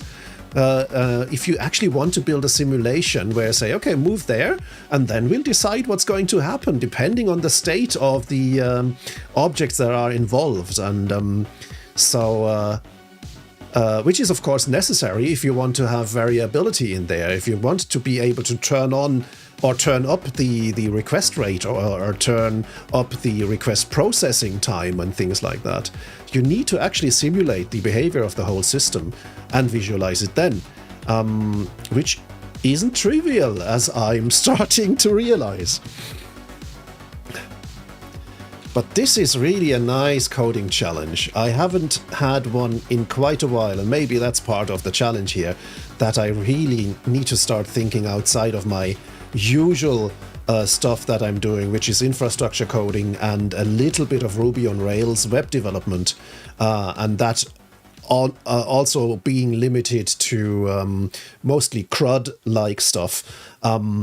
So building these things, this is a complete new paradigm for me, and building an object-oriented design for the simulation sounds like fun. I'm not sure how much time this is going to eat up if I want to do it seriously, but I guess once I hit my stride, things should get a little bit faster. Today was a lot of struggling with wrapping my head around how this thing works in the first place. Okay, let's see, what do we have so far? We have this,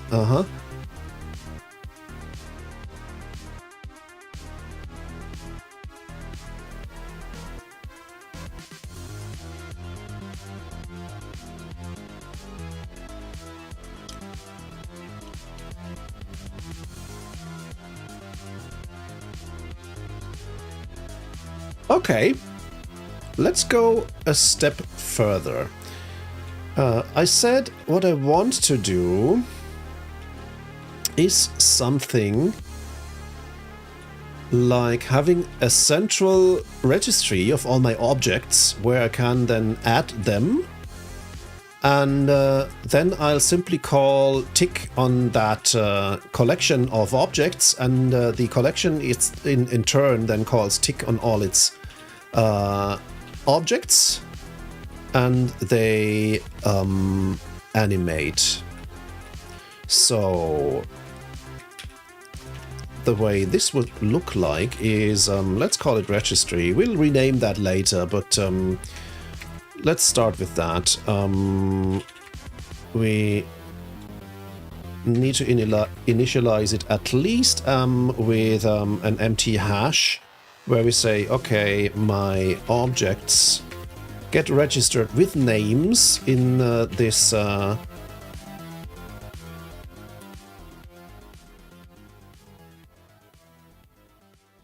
Fusnabel says, oh, we can have the registry on Linux as well now.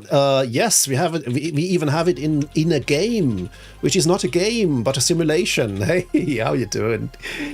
Have you been missing a registry in Linux? Because you could simply create one as a YAML file in the etc directory. Then you have your registry.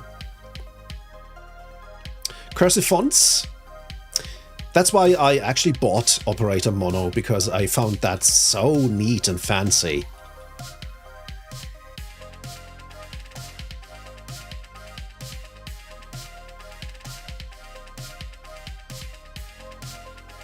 If we're building a registry, we got to use SQLite. You mean simply to have a binary file that can't be read immediately? Or with the usual manners, with the usual tools? Okay, I can see where you're going with that.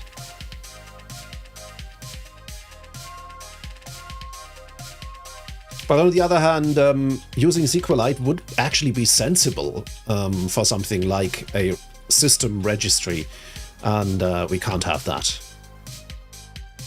So, registry will have a bunch of objects,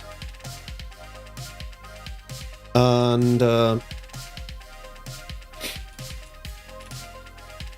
actually let's call them sprites, because it's a sprite registry. And then we'll have a tick method that simply goes through each sprite.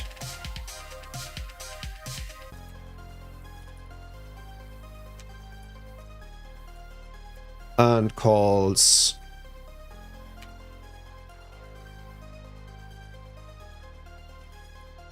tick on that. And of course we'll need an add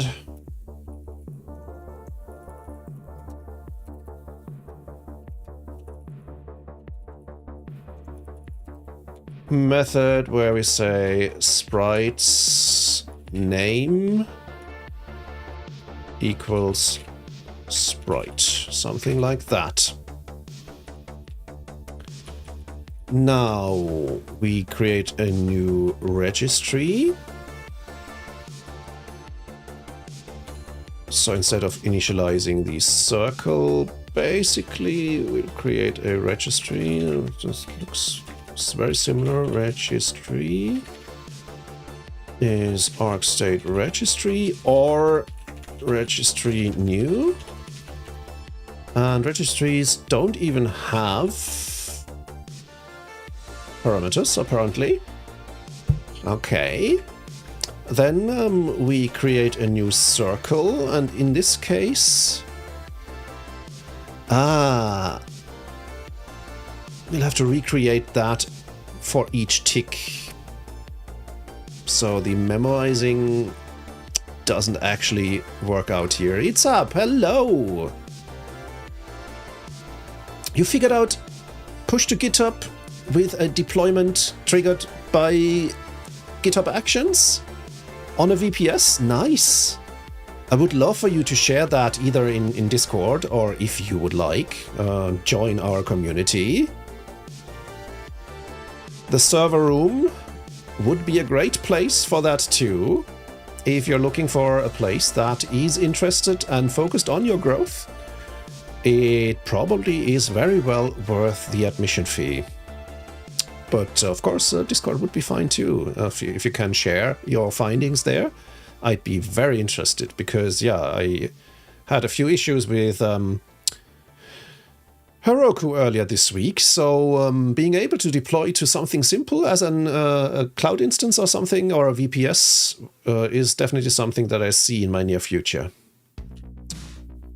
Okay, so for the time being, we'll keep recreating that circle. We don't have to store it in the arguments anymore, though. We'll have to register the circle in the registry. So we'll say registry add.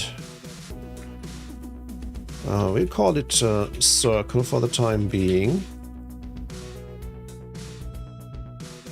And we might have the registry added to the sprites later, and then we'll call registry tick. And tick has wrong number of arguments. 0 for 1. Wait, what?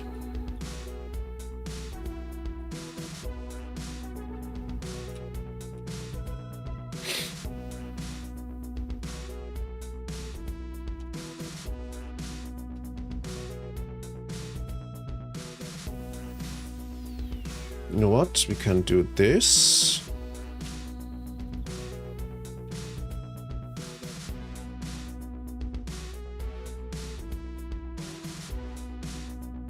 And then call args state registry tick.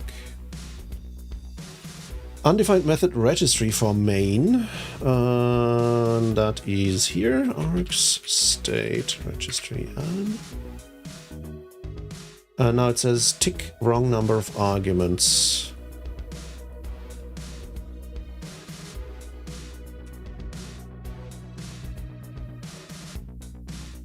It line 44. Wait, what?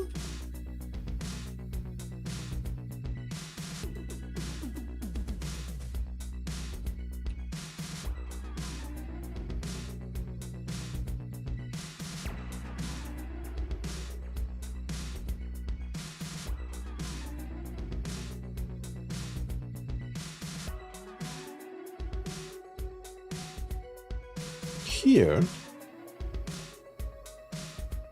then it goes to 36, yeah, and then it goes to 44.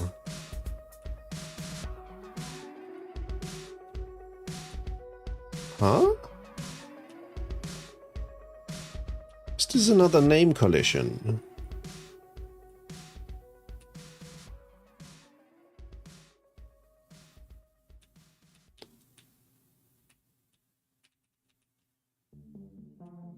This is a little bit annoying. Noyan Rain, hello, how's it going? Doing great so far. Having fun learning to deal with DragonRuby, which is a gaming framework for Ruby. a game development framework for Ruby, and I'm going to use it to build visualizations of simulations, basically, simulate network traffic and visualize that traffic, how it traverses machines or gets rejected and things like that. It's up. I would love for you to share your docs on Discord. Maybe simply do a little write-up in the DevOps forum there. That would be amazing. I think everyone, including me, could learn a lot from that. Oh, this tick method, I hate it. Why doesn't this behave the way I want it to? It says wrong number of arguments, 0 for 1.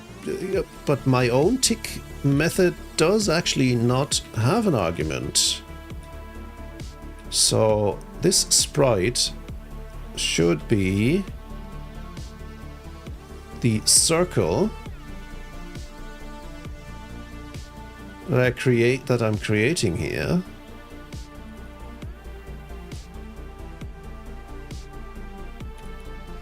Well, let's try and see if there is actually a naming collision. Here's a now it says the method named mytick doesn't exist on array or enumerable. I see. Each, of course, it's a pair because it's a name and a sprite, and then we'll call sprite tick on that. That might be what's going wrong. Yeah, okay. But it doesn't move anymore. Why is that?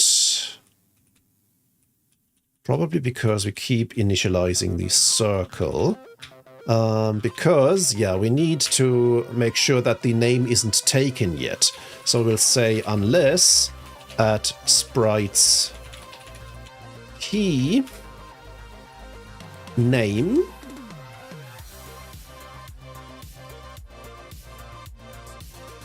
only then we'll use this newly created circle. Otherwise, the circle will already be defined and should now tick nicely across the screen, but that might mean that we need to restart DragonRuby. Okay, that does not yet have the desired result.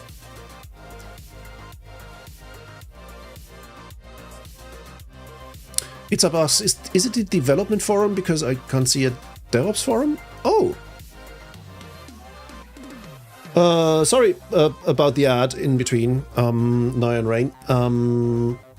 Actually, let me take a quick look at the Discord. I'll be right back with my screen. Just don't want to reveal anything. Don't we have a... We do have a DevOps forum. Don't tell me that's invisible. It's... No, there should be a DevOps forum.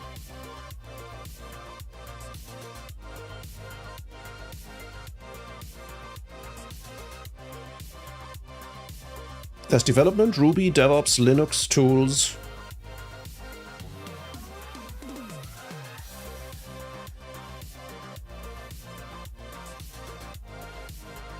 You can't see it. Let me check that. Oh, I'll throw a hissy fit if that has been invisible all this time. It's not private. Oh, it didn't appear automatically for you. Oh, Discord is so strange sometimes. Which is another reason why I'm happy to switch focus from Discord to the new community platform.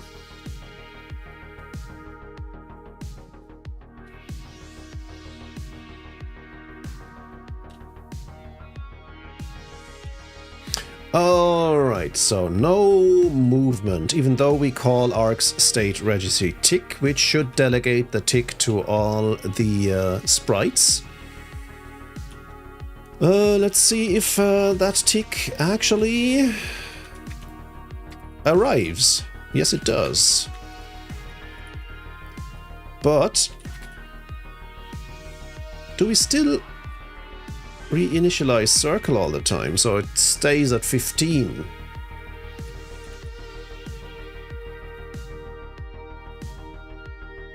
That's probably the case, isn't it? We'll do tick self x.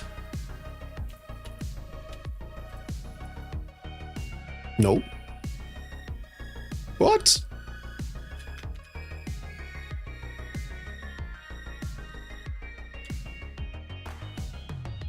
Huh?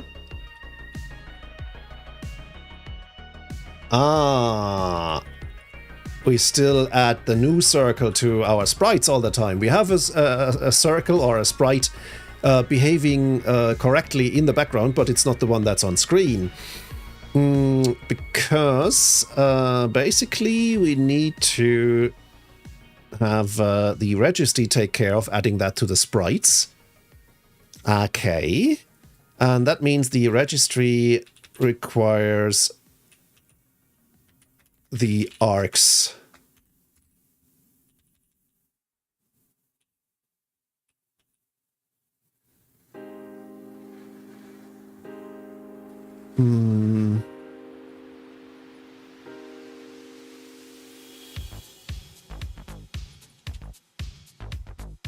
No. We do it differently.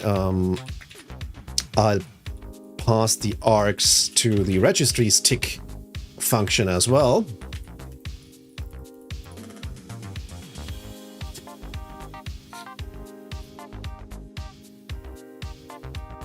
That's one thing. And the adding of the circle needs to be done elsewhere.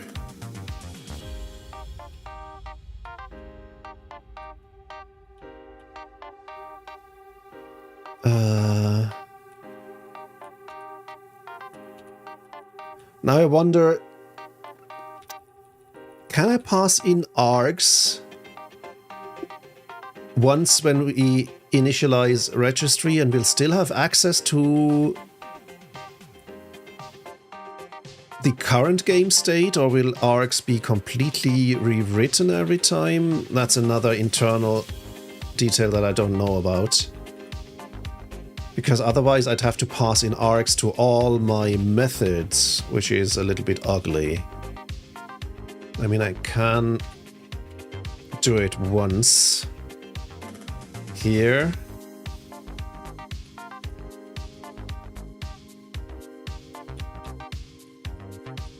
And then do this here.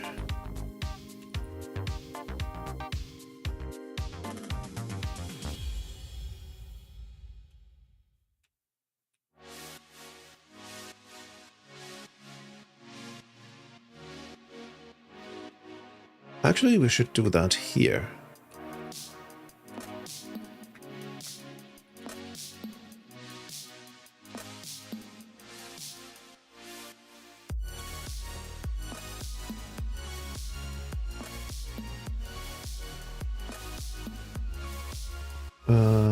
Something like this.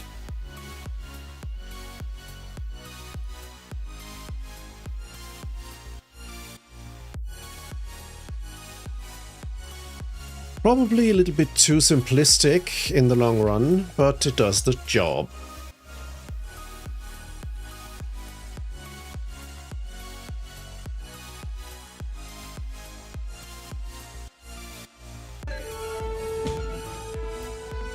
It's a Unix system. I know this. Noya Rain, welcome to the stack. Thank you for the follow. Okay,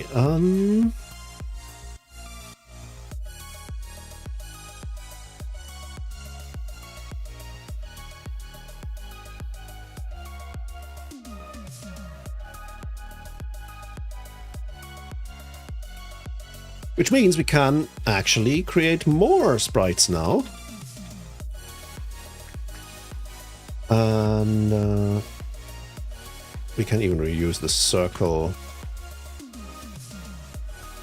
thingy for the time being. And then we can combine the add and the creation as well. But that's style. Let's do one at a different coordinate.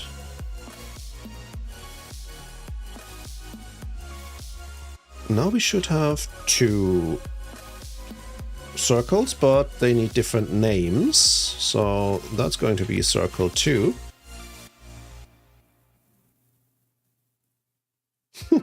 And since I didn't restart the game completely, it got added when it gets added, so now they are a little bit displaced in time. Okay, I'll take it. So all I had to do is add another circle to the collection, and yeah, they automatically animate and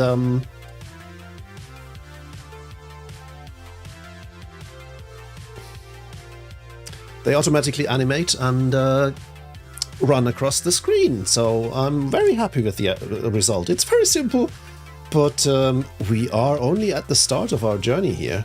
Of course, if I restart the game from the start, both sprites should have the same X coordinates and simply run at different Y coordinates. Yeah, now they'll run as a pair. And yeah, we can also remove the debug output here. Lovely. We're getting somewhere. Noyan Rain asks, where is that audio quote from? That audio quote is from...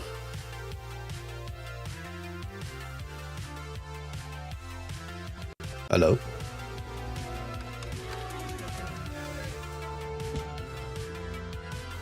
It's a Unix system. I know this. Jurassic Park.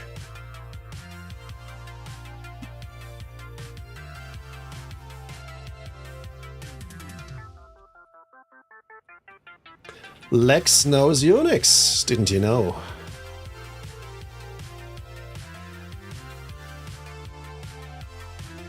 She even knows the 3D file manager built into RX.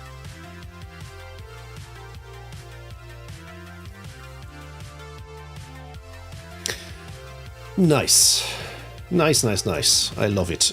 We could make our circuits a little bit bigger. So let's make that a 40 instead of a 10.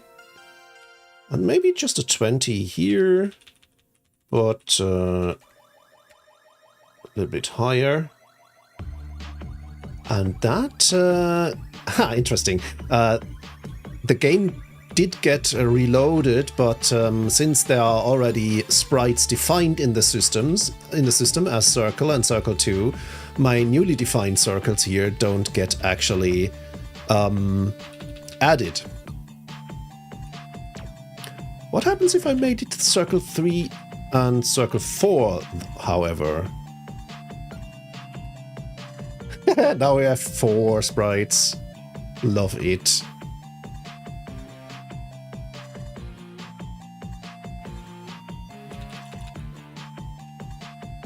So we make that Circle 1 and Circle 2. Now we have 5. Nope. Yeah. Because Circle 1 didn't exist before. This is getting fun. Let's restart that game from fresh. Now we'll have just 2 sprites getting animated. Awesome. And now I can really see how this other window gets deprioritized. If I go into the window, it gets refreshed much more smoothly than if I change focus to the editor window here. Interesting. No wonder it struggles to keep its FPS up. Great!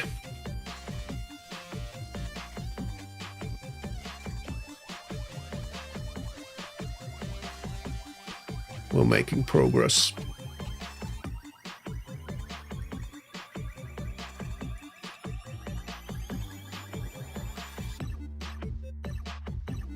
this is becoming quite complex quickly, because even just to implement the tick function for each sprite will mean that we'll have to get some business logic in there. So each object needs to know its own state. Is it still traveling towards a recipient? Is it getting accepted by the recipient? Is it going to bounce off, which means it needs to change its trajectory completely? And in the end, if we are talking about network requests, those die eventually, either because they're processed by their recipient or because they bounced off and got dropped and then vanished. So we need to implement something like an object lifetime or life cycle, where objects can get initialized and also get terminated and die off. So yeah, that's going to be very interesting. Noyan Rain, thank you very much for stopping by. I hope to see you soon. And I think I'm going to wrap up stuff myself, because yeah, my brain is pretty fried, and I'll have to see what to do next. The sensible thing would probably be to go to bed immediately, but it's still quite early in the day, and my services might still be needed inside the house, so we'll see. Maybe I'll just take a walk, or maybe also... No, I got something to eat earlier. I wonder why I'm still hungry. All right, so yeah, let's leave it at that, and we'll pick up where we left off on the next live coding stream. I'll probably do some work in between. Balthasar redeemed Unix. I just realized I need to delay that even further. I know this.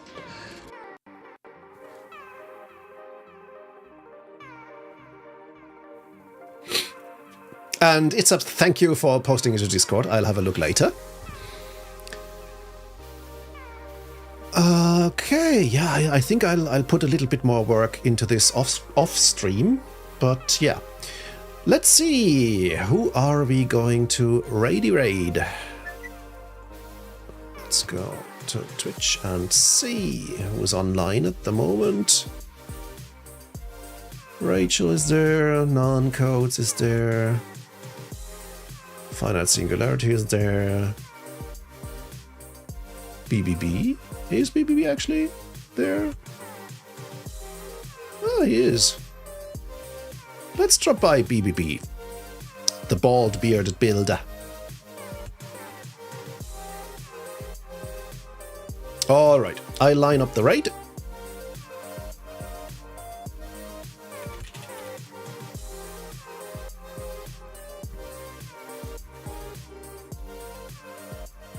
Folks, if you want to do the same as Itzhab did, join our Discord server. It's a nice community, and speaking of community, the new community platform, the server room, is online and ready to receive members. We are focused on growth, on learning, and there are going to be lots of events that will help you learn and connect to other community members. So if that's something where you want to boost your career, that's definitely a good option. And you can even get mentorship if you want. If you want to have personal guidance by me, monthly coaching calls, and much, much more. So check it out. I'll be back tomorrow with my office hour stream at 2 p.m. Irish time, which is 12 p.m. UTC. Maybe you can drop by then and ask your questions, because the office hour is all about answering your questions. And yeah, I'll have the day off tomorrow, off work, because we take every last Friday of each month off as paid time off, so we can reconnect with family and friends and have some fun. That's why we call it the FFF Friday. And I'll still have the office hour, don't worry. And I'll see you soon. Let's raid Bald Bearded Builder. Take care.